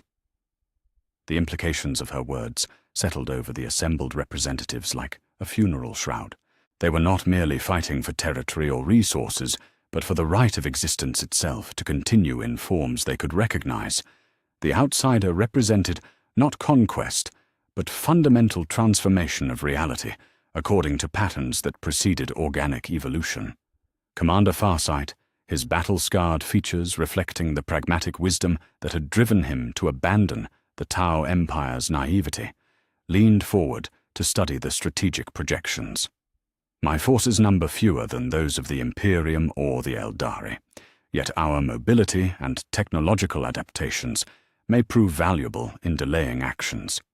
The greater good demands that we preserve not merely the Tau race, but the concept of goodness itself." Even Overlord Zarek, the silent king whose consciousness bore memories of the war in heaven when gods walked among mortals, acknowledged the terrible necessity of cooperation. His mechanical voice carried harmonics of regret as ancient as the galaxy itself. "I, who once commanded 60 million worlds in the name of the star gods, now ally with those we once sought to harvest. Yet Zaranoga's madness threatens even the unliving. His hunger recognizes no distinction between flesh and necrodermis. All become components in his endless architecture of absorption." The alliance that formed was born not of trust, but of mutual desperation, each species contributing what strengths they possessed while harboring no illusions about their individual chances of survival. Yet even as diplomatic frameworks took shape, the cosmic horror they faced continued its methodical consumption of everything in its path.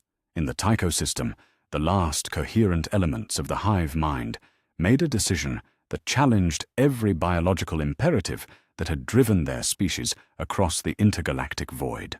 Rather than continue fleeing from the entity that had pursued them for millions of years, the remaining Tyranid consciousness chose sacrifice over survival. Hive Fleet Jormungandr, already weakened by its flight across the galaxy, turned to face the approaching horror with the same inexorable purpose that had once driven their expansion into human space. The bioships, their living hulls pulsing with determination that transcended mere survival instinct, formed defensive formations around critical evacuation routes where Imperial and Eldar civilian transports fled the advancing threat. "The Xenos are protecting the evacuation corridors," reported Admiral Spire from her command deck, her voice carrying disbelief at the sight of Tyranid bioships shielding Imperial civilian transports from the outsiders' scouts. They're buying us time at the cost of their own existence. The Tyranid sacrifice was both magnificent and terrible to witness. Entire hive ships turned their bioweapons upon themselves rather than allow their mass to be absorbed by the outsider, denying the entity the resources it would have gained from their consumption. Yet their final gift was time, precious hours during which millions of Imperial citizens escaped the path of cosmic destruction. On Terra, in the deepest chambers beneath the Imperial Palace, where the Master of Mankind had maintained his vigil for 10,000 years, something unprecedented occurred. For the first time since his internment upon the Golden Throne, psychic emanations suggested that the Emperor's consciousness had stirred with awareness of the cosmic threat approaching his realm. The custodians who maintained their eternal vigil reported subtle changes in the Astronomican's pulse, variations in the psychic beacon that had guided humanity across the stars for millennia. Captain General Trajan Valoris, guardian of the Emperor's person since the Horus Heresy, felt the subtle psychic pressure that suggested his master's attention had turned toward the crisis that threatened to consume all of creation. "He knows," Valoris whispered to his assembled brotherhood, his voice carrying reverence and terrible hope in equal measure. "The Master of Mankind stirs. After 10,000 years of silence, the cosmic threat has drawn his attention." The implications rippled through the highest levels of Imperial command. If the Emperor's consciousness could be roused by the approaching horror, then perhaps humanity's greatest weapon was not the combined fleets of the Imperial Navy or the transhuman might of the Space Marines, but the awakening awareness of the being who had once walked among gods and challenged the powers of the warp itself. In response to this stirring, the Adeptus Custodes prepared for deployment in numbers not seen since the Great Crusade. 10,000 golden warriors, each a match for entire companies of Space Marines, departed Terra to lead the galaxy's defenders in humanity's most desperate hour. Their departure sent shockwaves through Imperial doctrine. If the Emperor's personal guard was being deployed, then the threat must transcend every previous crisis in human history. Across the galaxy, Forge Worlds activated devices that had remained sealed since the Dark Age of technology, technologies so dangerous that their very existence had been hidden from all but the highest levels of the Mechanicus hierarchy. On Lucius, Mars, and a dozen other shrine worlds, tech priests worked with desperate efficiency to deploy weapons that challenged the fundamental nature of reality itself. Magos Explorator. Thane Alpha supervised the activation of a reality anchor array, a device designed to stabilize the laws of physics in regions where they had been compromised by warp incursion or temporal manipulation. The machine hummed with energies that predated the Imperium, its operation requiring sacrifices of knowledge and understanding that reduced tech priests to baseline human comprehension. These devices were banned for good reason, he transmitted to his subordinates as they prepared systems that threatened to tear holes in the fabric of existence. Their activation may wound the outsider, or they may simply accelerate the dissolution of reality itself. Yet when facing something that treats the laws of physics as suggestions to be ignored, conventional caution becomes a luxury we cannot afford. The Space Marines, humanity's angels of death, faced their greatest test as entire chapters volunteered for missions that offered no hope of survival. The Blood Angels, still recovering from their recent trials, offered their lives to buy time for civilian evacuations. The Dark Angels emerged from the rock with ancient weapons from the Dark Age of technology. Even the Black Templars, their eternal crusade finally given ultimate purpose, sang hymns of doom as they prepared for battles that would end in absorption rather than glorious death. Brother Captain Grimaldus of the Black Templars stood before his assembled battle brothers in the chapel of their strike cruiser, the Eternal Crusader, speaking words that would be remembered as long as humanity endured. "We have fought Xenos and Heretic, Demon and Traitor, across 10,000 years of warfare. Yet today, we face something that challenges the very concept of victory itself.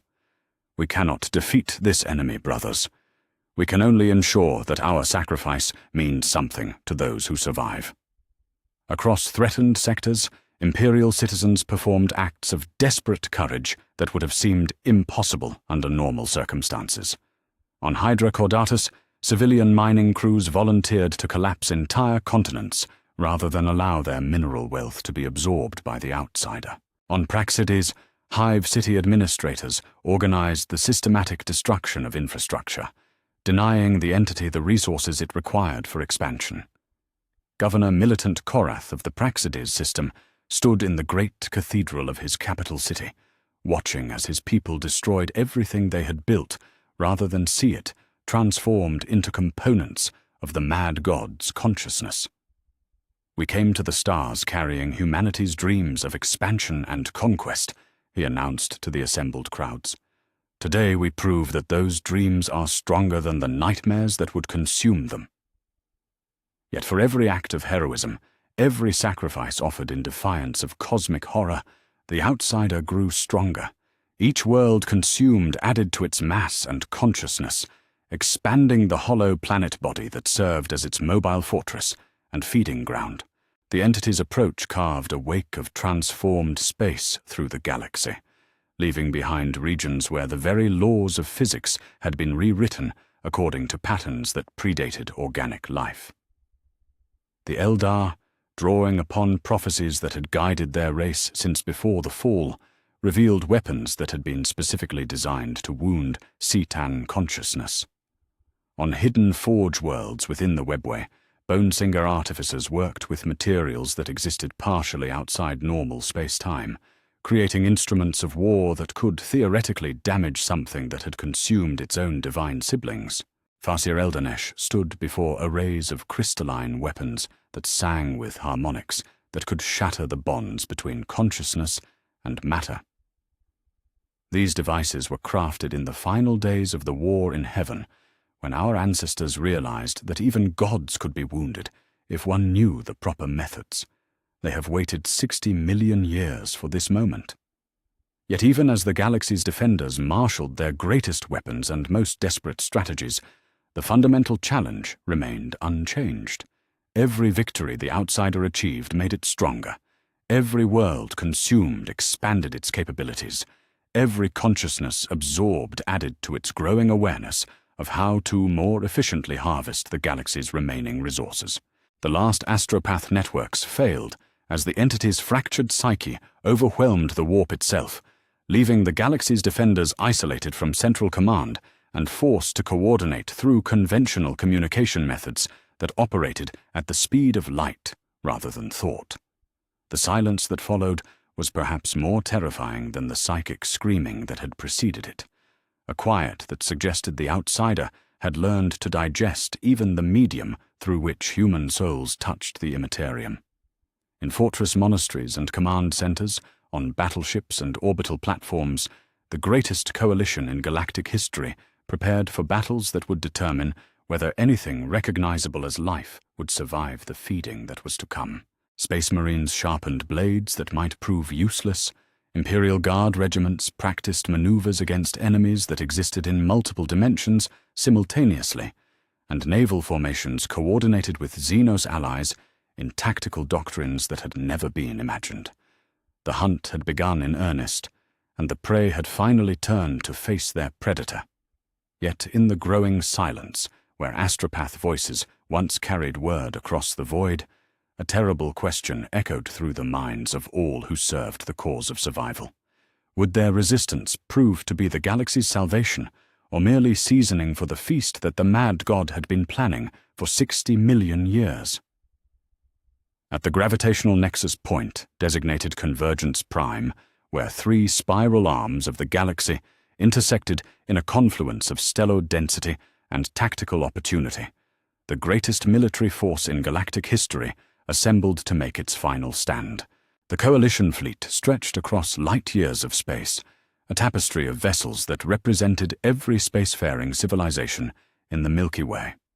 Imperial battleships bearing the Aquila of humanity hung in formation alongside the elegant spires of Eldar craft worlds, while Tau exploration fleets maintained precise spacing next to the angular geometries of loyalist Necron tomb ships.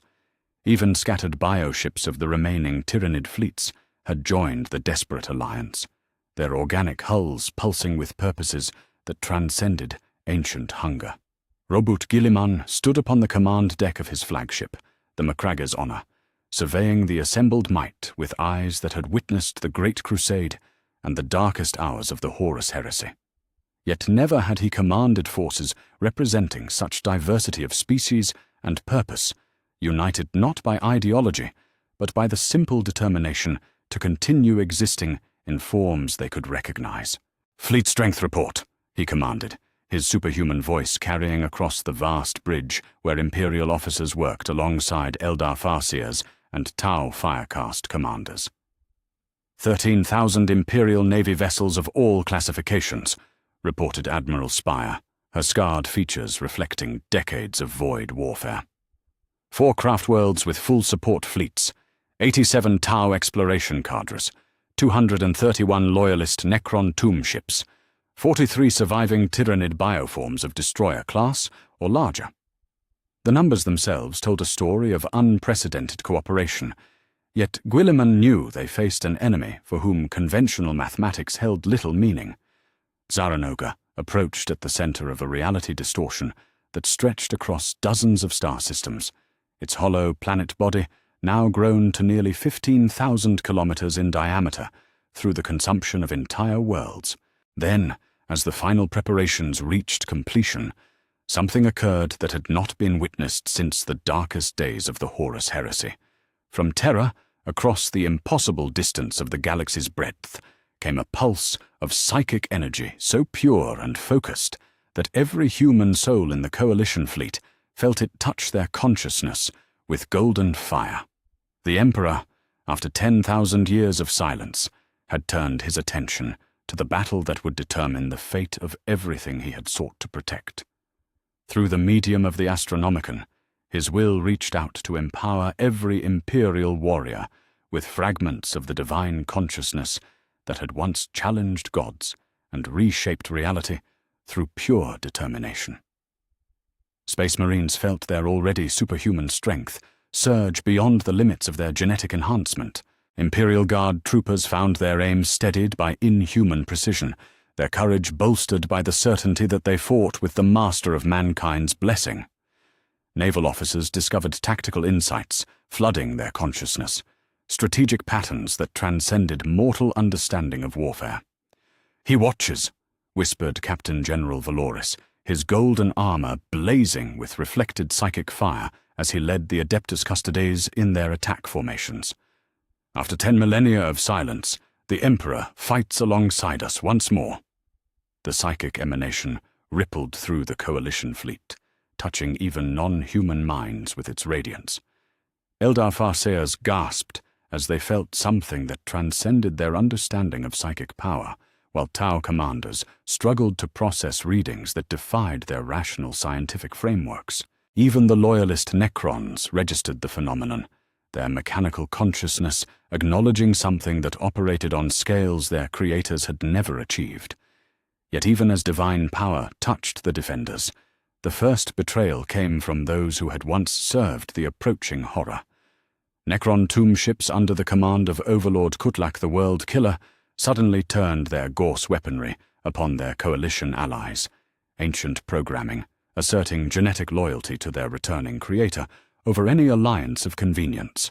The traitor dynasties revealed themselves, transmitted Overlord Sarek, as his loyal forces engaged their treacherous kindred in void combat that split the Necron contingent in half. 60 million years of slumber could not erase the command protocols that bind some to the Star God's will. Yet others among us remember why Zaranoga was banished. We shall not serve the mad god again. The Necron civil war erupted across the battle line as tomb ships exchanged volleys of energy that could crack planets. Ancient grudges and programmed loyalties split the most technologically advanced contingent of the Coalition at the moment when unity was most crucial. Yet those who chose resistance over servitude fought with the fury of beings who had learned that even immortality could be enslaved. In the center of the coalition formation, the last coherent fragments of the hive mind made their final contribution to galactic survival. The remaining Tyranid bioships, their numbers reduced to mere dozens after the long flight from the intergalactic void, turned toward the approaching horror with the same inexorable purpose that had once driven their expansion across the galaxy. Yet this time, their purpose was not consumption, but sacrifice. The bioships initiated catastrophic biological overloads that would have horrified their species in any other circumstance, turning their own life systems against themselves to create explosions that could wound something that existed partially outside normal space-time. "The Xenos choose extinction over absorption," reported Brother Captain Artemis as he watched the Tyranid ships begin their final approach toward the hollow planet. "They remember what they fled across the void, and they will not allow themselves to become components in the mad god's architecture of hunger. The sight of the galaxy's most feared predators choosing suicide over capture provided a grim counterpoint to the Emperor's blessing. If creatures that had survived the intergalactic crossing preferred death to whatever Zaranoga offered, then victory might prove meaningless even if achieved. The Eldar contribution to the battle transcended mere military cooperation, ascending to levels of sacrifice that challenged their species' fundamental survival instincts. Craftworld Mymiara, its wraithbone spires gleaming with accumulated psychic energy from 10,000 years of preparation, began its final approach toward the hollow planet's surface. Farseer Eldanesh stood in the Craftworld's heart chamber, surrounded by the infinity circuits that contained the souls of her ancestors, preparing for an act that would erase her entire civilization from existence. "We who have seen the threads of fate converging upon this moment for 60 million years now cut those threads ourselves," she spoke to her assembled people. "Our deaths shall wound something that has consumed gods and found them delicious." The Craftworld's collision with Zaranoga's hull created an explosion that registered on sensors across multiple star systems. The wraithbone structure, infused with the psychic energy of countless Eldar souls, detonated against the Citan's consciousness with force that transcended purely physical damage. For the first time in millions of years, the mad god felt pain. Similar sacrifices played out across the battle line as other craftworlds followed Mymiara's example, their ancient hulls becoming missiles directed against an enemy that had seemed invulnerable to conventional assault. Each impact created wounds in the hollow planet's surface, cracks that revealed the mechanical complexity within, while disrupting the dimensional matrices that allowed the entity to exist in multiple realities simultaneously. The combined firepower of 13,000 Imperial vessels, supported by the remaining coalition forces, focused upon the breaches created by Eldar sacrifice. Nova cannons, lance batteries, and weapons that had never been designed to wound divine entities poured their fury into gaps that provided the first tactical opportunity the galaxy had possessed since the nightmare began. Yet victory came at a cost that staggered even those prepared for massive casualties. Admiral Corvanis died when his command ship was consumed by reality distortions that turned his vessel inside out across 7 dimensions. Chapter Master Dante of the Blood Angels fell leading a boarding action against one of the hollow planet's appendages, his ancient form finally claimed by wounds that would have killed lesser beings millennia earlier. Farseer Taldir perished as her psychic consciousness was burned out by contact with the outsider's fractured awareness, her final vision showing possible futures where their sacrifice had meaning. The toll extended across every species in the coalition as heroes whose names had become legend sacrificed themselves for moments of tactical advantage. Tau Commander Farsight died, holding a breach in the enemy's defenses long enough for Imperial reinforcements to exploit the opening. Necron Overlord Anrakir the Traveler fell when his tomb ship was converted into components of the mad god's expanding consciousness. His final transmission, speaking of honor, found in choosing one's own destruction over imposed transformation. For the first time since its exile from the galaxy, Zaranoga felt something approaching genuine threat. The combined assault had succeeded in damaging its physical form, cracking the hollow planet's shell and disrupting the dimensional matrices that had made it effectively invulnerable. Yet damage also meant rage, and the Mad God's fury warped reality across light years of space. Imperial ships found their hulls aging centuries in seconds, while others experienced temporal loops that trapped their crews in moments of dying forever. The laws of physics became suggestions to be ignored, as the outsider's pain expressed itself through fundamental alterations to the nature of existence itself. Entire squadrons simply ceased to exist, not destroyed, but edited out of reality by something that had learned to treat causality as a malleable resource. In the chaos of cosmic-scale battle, Robert Guilliman made a decision that would have seemed suicidal under any other circumstances. Leading a strike force of custodians, Grey Knights, and volunteer space marines from a dozen chapters, the Primarch launched a desperate boarding action into the hollow planet's interior, seeking some way to wound the entity's consciousness directly. The passages within Zaranoga's body defied human comprehension, corridors that existed in multiple dimensions simultaneously, and chambers that housed fragments of the Mad God's fractured awareness. The boarding party fought their way through mechanical constructs that had once been living beings from 1,000 different species, each transformed into components of a cosmic horror that regarded consciousness as a seasoning for endless appetite. "The entity's interior is," Guilliman transmitted as his force penetrated deeper into the hollow planet's structure, alive with awareness. Every wall, every passage appears to be thinking, observing, judging our worth as additions to its consciousness. We are not infiltrating a vessel, but walking through the digestive system of something that has learned to consume souls. The Primarch's gambit succeeded in reaching what appeared to be a central consciousness chamber, a spherical space where the outsider's fractured awareness coalesced into something resembling coherent thought. Yet the victory proved Pyrrhic. Zaranoga had been wounded, but not destroyed, damaged, but not defeated.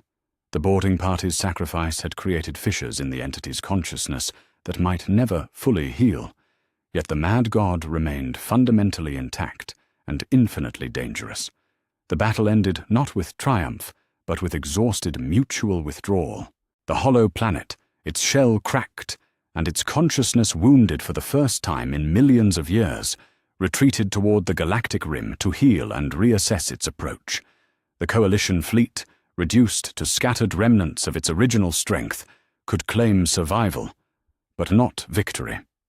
As Guilliman's battered strike force was recovered from the hollow planet's interior, the Primarch carried with him the terrible knowledge of what they had truly faced. Zaranoga was not merely hungry, but lonely, not simply destructive, but seeking connection through the only method its fractured consciousness could comprehend: the absorption and transformation of everything that existed. The greatest battle in galactic history had ended in stalemate, purchased with the lives of heroes whose names would be remembered as long as civilization endured. Yet in the growing silence of the aftermath, as the Coalition counted casualties that numbered in the millions and assessed damage that would take centuries to repair, one truth emerged with crystal clarity. They had proven that the Mad God could be wounded. The question that remained was whether the galaxy possessed the strength to wound it again when it inevitably returned, healed and perhaps even hungrier than before. In the wake of the greatest battle in galactic history, silence fell across the void where 13,000 Imperial vessels had once formed battle lines alongside alien allies. The survivors counted their losses in numbers that staggered the imagination. Entire sectors consumed, billions of souls lost, heroes whose names had been legend reduced to memories carried by the few who remained. Yet they had achieved the impossible. For the first time in 60 million years, something had wounded the Mad God and lived to witness its retreat. The immediate aftermath of Convergence Prime revealed scenes that would have been unthinkable before the cosmic crisis had forced ancient enemies into desperate alliance. On hospital ships drifting through the debris fields, Imperial medics worked alongside Eldar Bonesinger healers to tend wounds that conventional medicine could not address. Tau medical drones applied their advanced technologies to injuries sustained by space marines, while surviving Tyranid bioforms contributed genetic material that accelerated healing in ways that challenged Imperial doctrine. Brother Apothecary Thaddeus of the Ultramarines found himself administering Emperor's mercy to warriors of 3 different species, his chainsword blessed by both Imperial chaplains and Eldar spiritseers. The sight would have been heretical days earlier, yet necessity had redefined the boundaries of acceptable cooperation. The Xenos. They mourn their dead as we do, he transmitted to his chapter command, his voice carrying the strain of witnessing impossibilities. The Eldar weep for their fallen Farseers, with the same grief we show for our battle brothers. Perhaps the divide between human and alien was always smaller than our doctrine suggested. Across the battle zone, similar scenes of unprecedented cooperation unfolded as survivors worked together to salvage what could be saved from the wreckage. Imperial salvage crews shared equipment with Tau engineering cadres, while Necron tomb ships provided power to damaged coalition vessels without regard for the species of their crews. The Outsiders' retreat itself provided evidence of the battle's impact. Long-range Auspex arrays detected the hollow planet withdrawing toward the galactic rim, but its movement patterns showed something that had never been observed before. Caution. The entity that had advanced through the galaxy, consuming everything in its path, now moved with careful deliberation, pausing to consume dead stars and derelict matter, rather than risking engagement with living worlds that might harbor resistance. Zaranoga has learned to fear, reported Farseer Matcha of Craftworld Bieltan, her psychic awareness tracking the entity's withdrawal across impossible distances. For the first time since its exile, the mad god shows uncertainty rather than absolute hunger. We have not defeated it, but we have taught it that prey can become predator under the right circumstances. The implications rippled through the surviving coalition forces. If the outsider could be made to show caution, then perhaps it was not the inevitable force of cosmic destruction they had believed. Perhaps consciousness, properly organized and sufficiently desperate, could stand against entropy itself. Yet perhaps, most significant of all, were the changes detected in the Emperor's psychic emanations from Terra. The battle had created the largest confluence of human psychic energy in the Imperium's history, as billions of souls had fought with absolute determination for survival against cosmic horror. That resonance appeared to have strengthened the master of mankind's consciousness in ways that had not been seen since his internment upon the Golden Throne. Captain General Trajan Valoris, his golden armor still bearing scars from the battle against impossible odds, reported unprecedented activity in the deepest chambers of the Imperial Palace. The Emperor's awareness has been enhanced by the psychic resonance of every human who fought in his name, he transmitted to the assembled coalition command. His consciousness burns brighter than it has in millennia, as if the united will of humanity has somehow fed his divine essence. The possibility that the Emperor might be awakening, strengthened by the very crisis that had threatened to destroy his realm, provided hope that transcended species boundaries. Even Xenos representatives acknowledged that a fully awakened Emperor might represent their best hope of defending the galaxy against entities that treated divine consciousness as consumable resources. In response to the unprecedented cooperation that had made survival possible, emergency diplomatic protocols were established between species that had waged war for millennia. The Treaty of Convergence, signed in the void where heroes of a dozen species had died together, formalized alliances that would have been unthinkable before the cosmic threat had redefined the nature of friendship and enmity. Robert Guilliman, his authority enhanced by his leadership in humanity's darkest hour, stood before representatives of the Eldar, Tau, and loyalist Necrons as they crafted agreements that transcended traditional boundaries. "We face an enemy that views all consciousness as food," he declared, his superhuman voice carrying across the improvised diplomatic chamber. In such circumstances, the difference between human and Xenos becomes meaningless. We are all potential components in the mad god's architecture of hunger.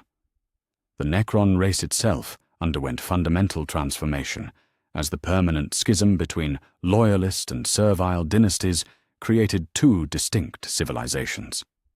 Those who had chosen to serve the returning outsider found themselves branded as traitors by their own kind, while those who had fought for independence formed new alliances based on shared resistance to their former creators.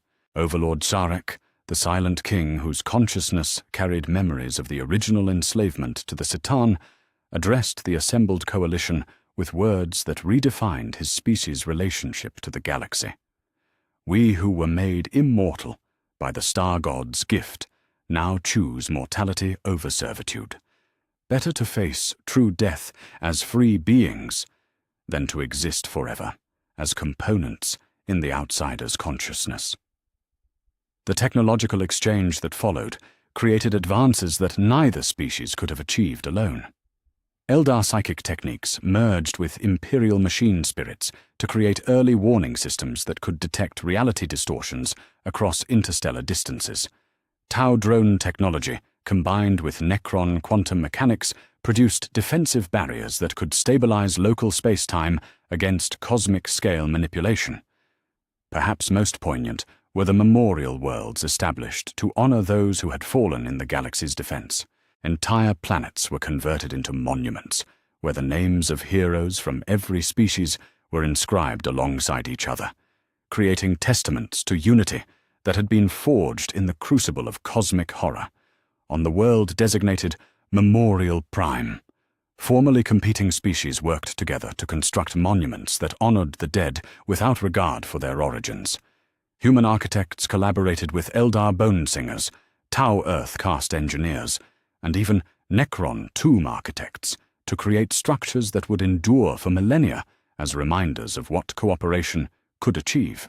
The memorial to Chapter Master Dante stood beside monuments to Farseer Taldir and Commander Farsight, their names inscribed in languages that spanned the galaxy. The message was clear: heroism recognized no species boundaries, and sacrifice in the name of survival deserved honor regardless of its source. Yet even as the survivors built memorials and forged new alliances, the shadow of the outsider's inevitable return hung over their achievements. Long-range monitoring stations detected the entity's continued presence at the galactic rim, feeding upon dark matter structures and dead stars as it slowly repaired the damage inflicted by the Coalition's desperate assault. Early warning networks established through combined technologies provided constant updates on the hollow planet's activities. Each report confirmed that while Tsaranoga had been wounded and taught caution, it had not been destroyed or permanently deterred. The mad god was healing, learning, preparing for a return that might prove more terrible than its initial approach. In the depths of space, where the battle's debris still drifted in expanding clouds of twisted metal and crystallized energy, automated beacons transmitted continuous warnings to any who might approach. Site of the Battle of Convergence Prime. Here fell heroes of many species in defense of consciousness itself. Let none forget the price of unity, nor the cost of survival against that which would devour gods.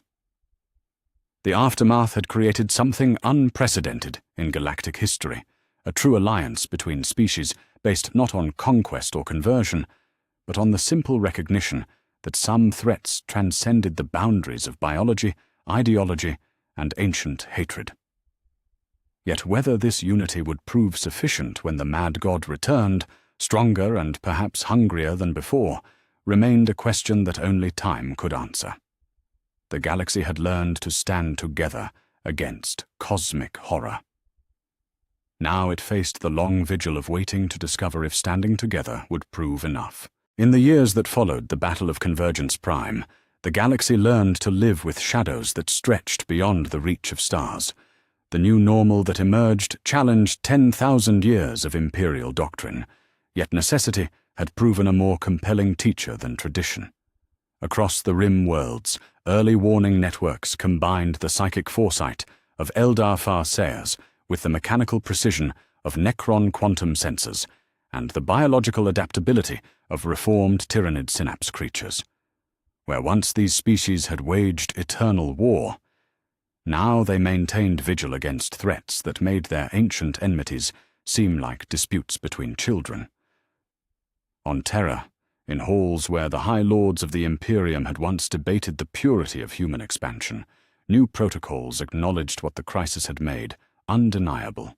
The Edict of Necessary Alliance, signed by Robot Guilliman himself, formally recognized Xenos species as potential allies in the defense of consciousness itself. The document, inscribed on parchment, blessed by both Imperial chaplains and Eldar spirit seers, marked the first official acknowledgement of non-human sapience in the Imperium's history.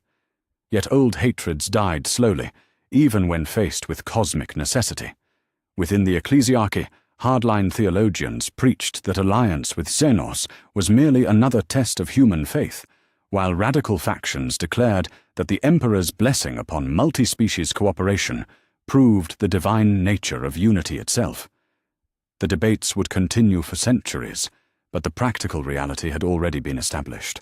Survival required cooperation, regardless of ideological preferences. Perhaps most remarkable was the integration of Tyranid remnants into the galaxy's defensive framework. The bioships that had once been humanity's greatest nightmare now served as living sensors, their unique ability to detect psychic disturbances across interstellar distances, providing early warning of reality-warping phenomena. In exchange for sanctuary worlds where they could maintain their biological forms without the need for consumption, the reformed hive mind splinters contributed their genetic mastery to the creation of hybrid technologies that neither organic nor mechanical consciousness could have achieved alone. Commander Dante, elevated to chapter master of a reconstituted Blood Angels force, found himself working alongside Tyranid bioforms in the monitoring stations of the Ghoul stars. The sight would have driven him to madness mere years earlier, yet the cosmic crisis had redefined the boundaries of acceptable cooperation. "They dream of the void between galaxies," he reported to his superiors, his ancient voice carrying the weight of impossible experience. "Their genetic memory holds impressions of things that swim in the darkness beyond our understanding. If the outsider is merely one among many such entities, then we shall need every advantage consciousness can provide." The Eldar revelation had come gradually, passed through conversations that spanned months as the coalition government established formal diplomatic relations. In the crystal domes of Craftworld Ulthwé, Farseer Eldeneth shared knowledge that had been hidden since before humanity's first empires. Zaranoga was not unique in his cosmic hunger, merely the first of his kind to approach their galaxy. "Your species thinks in terms of singular threats," she explained to the assembled coalition representatives, her ancient eyes reflecting light from stars that had died before Terra learned to count time. Yet the void between galaxies teems with consciousness that has learned to feed upon reality itself. Some slumber still, waiting for signals that might wake them.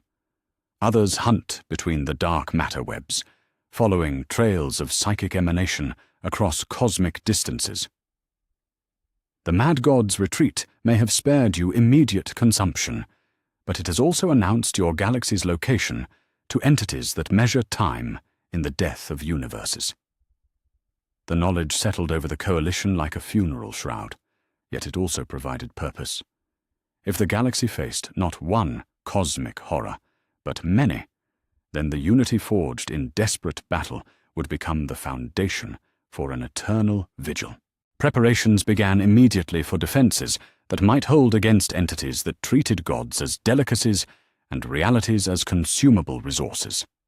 The Watchers emerged as the galaxy's first truly multi-species military order, combining traditions that spanned the breadth of galactic civilization.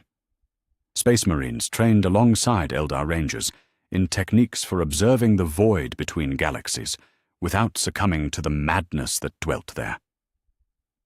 Necron Deathmarks shared their knowledge of trans-dimensional targeting with Imperial snipers, while Tyranid Synapse creatures provided biological frameworks for consciousness that could endure exposure to cosmic horror without fracturing. Brother Captain Titus of the Ultramarines, assigned to the first watch station beyond the galactic rim, transmitted reports that challenged the boundaries of human comprehension. "We observe not emptiness, but architecture," he reported through carefully shielded communication channels. "The void between galaxies contained structures that dwarf anything we have conceived, built by consciousness so vast that our entire civilization would barely register as a single thought. Some appear dormant, others active. All are watching, waiting for signals that might guide them toward new feeding grounds." The technological renaissance that followed the crisis exceeded even the most optimistic projections of the Adeptus Mechanicus.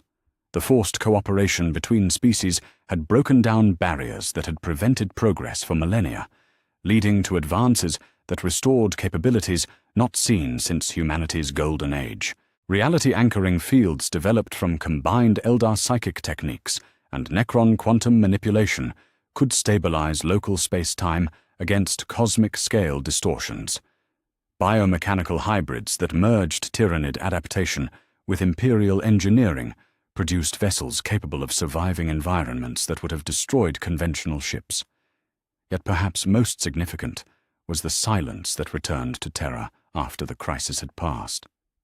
The Emperor's consciousness, briefly awakened by the psychic resonance of humanity's desperate struggle, had once again retreated into the deep contemplation that had characterized his vigil for 10,000 years.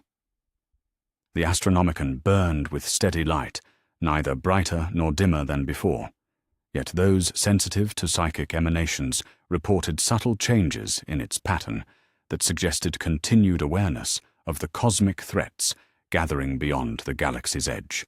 Captain General Valoris, maintaining his eternal watch in the deepest chambers of the Imperial Palace, felt the change as a strengthening rather than a withdrawal. "He has not abandoned us," the custodian reported to his brotherhood. "Rather, his consciousness expands to encompass threats that our mortal awareness cannot fully comprehend. The Master of Mankind prepares for battles that will dwarf even the crisis we have survived." In the monitoring stations that ringed the galaxy like a crown of eyes, representatives of every sapient species maintained their vigil against the darkness between stars. They watched for the distortions that might herald another approach, listened for the psychic emanations that might warn of entities stirring in the cosmic deep, and prepared for battles that would determine whether consciousness itself would continue to exist in forms they could recognize. The memorial worlds remained as testaments to what unity could achieve when faced with extinction. On Memorial Prime, children of a dozen species learned the names of heroes who had transcended the boundaries of biology and ideology to stand against cosmic horror. The lessons they absorbed spoke not of human supremacy or Xenos treachery, but of consciousness itself as something worthy of preservation against entropy and hunger. Yet even as the galaxy adapted to its new reality, the shadow of the outsider's inevitable return colored every decision, every preparation, every moment of peace. Long-range monitoring detected the hollow planet's continued presence at the galactic rim, feeding upon dark matter structures as it slowly repaired the damage inflicted by the Coalition's desperate assault. Each report confirmed that while Saranoga had been wounded and taught caution, it had not been destroyed or permanently deterred. The mad god was healing, learning, perhaps communicating with entities that dwelt in the spaces between galaxies. When it returned, it might bring companions whose hunger had been sharpened by millions of years of patient waiting. The battle that had saved the galaxy might prove to have been merely the opening engagement in a war that would span eons. In the end, the galaxy had learned truths that challenged the foundations of every civilization within it. Unity was not weakness, but the only meaningful defense against forces that treated individual species as appetizers. Cooperation was not compromise, but necessity when facing entities that had learned to consume the building blocks of existence itself. The greatest threats to consciousness came not from the familiar darkness of war and conquest, but from the patient, methodical hunger of things that had once been gods and had chosen to become something far more terrible. The long dark had begun, and in its depths the galaxy's children stood watch together, knowing that their vigilance was all that separated civilization from digestion by things that measured existence in courses and consciousness in flavors. They had learned to wound the unwoundable and might yet learn to defeat the undefeatable. But first, they would endure the waiting, united in their diversity, strong in their shared mortality, defiant in the face of cosmic horror that would one day return to test whether prey had truly learned to become predator.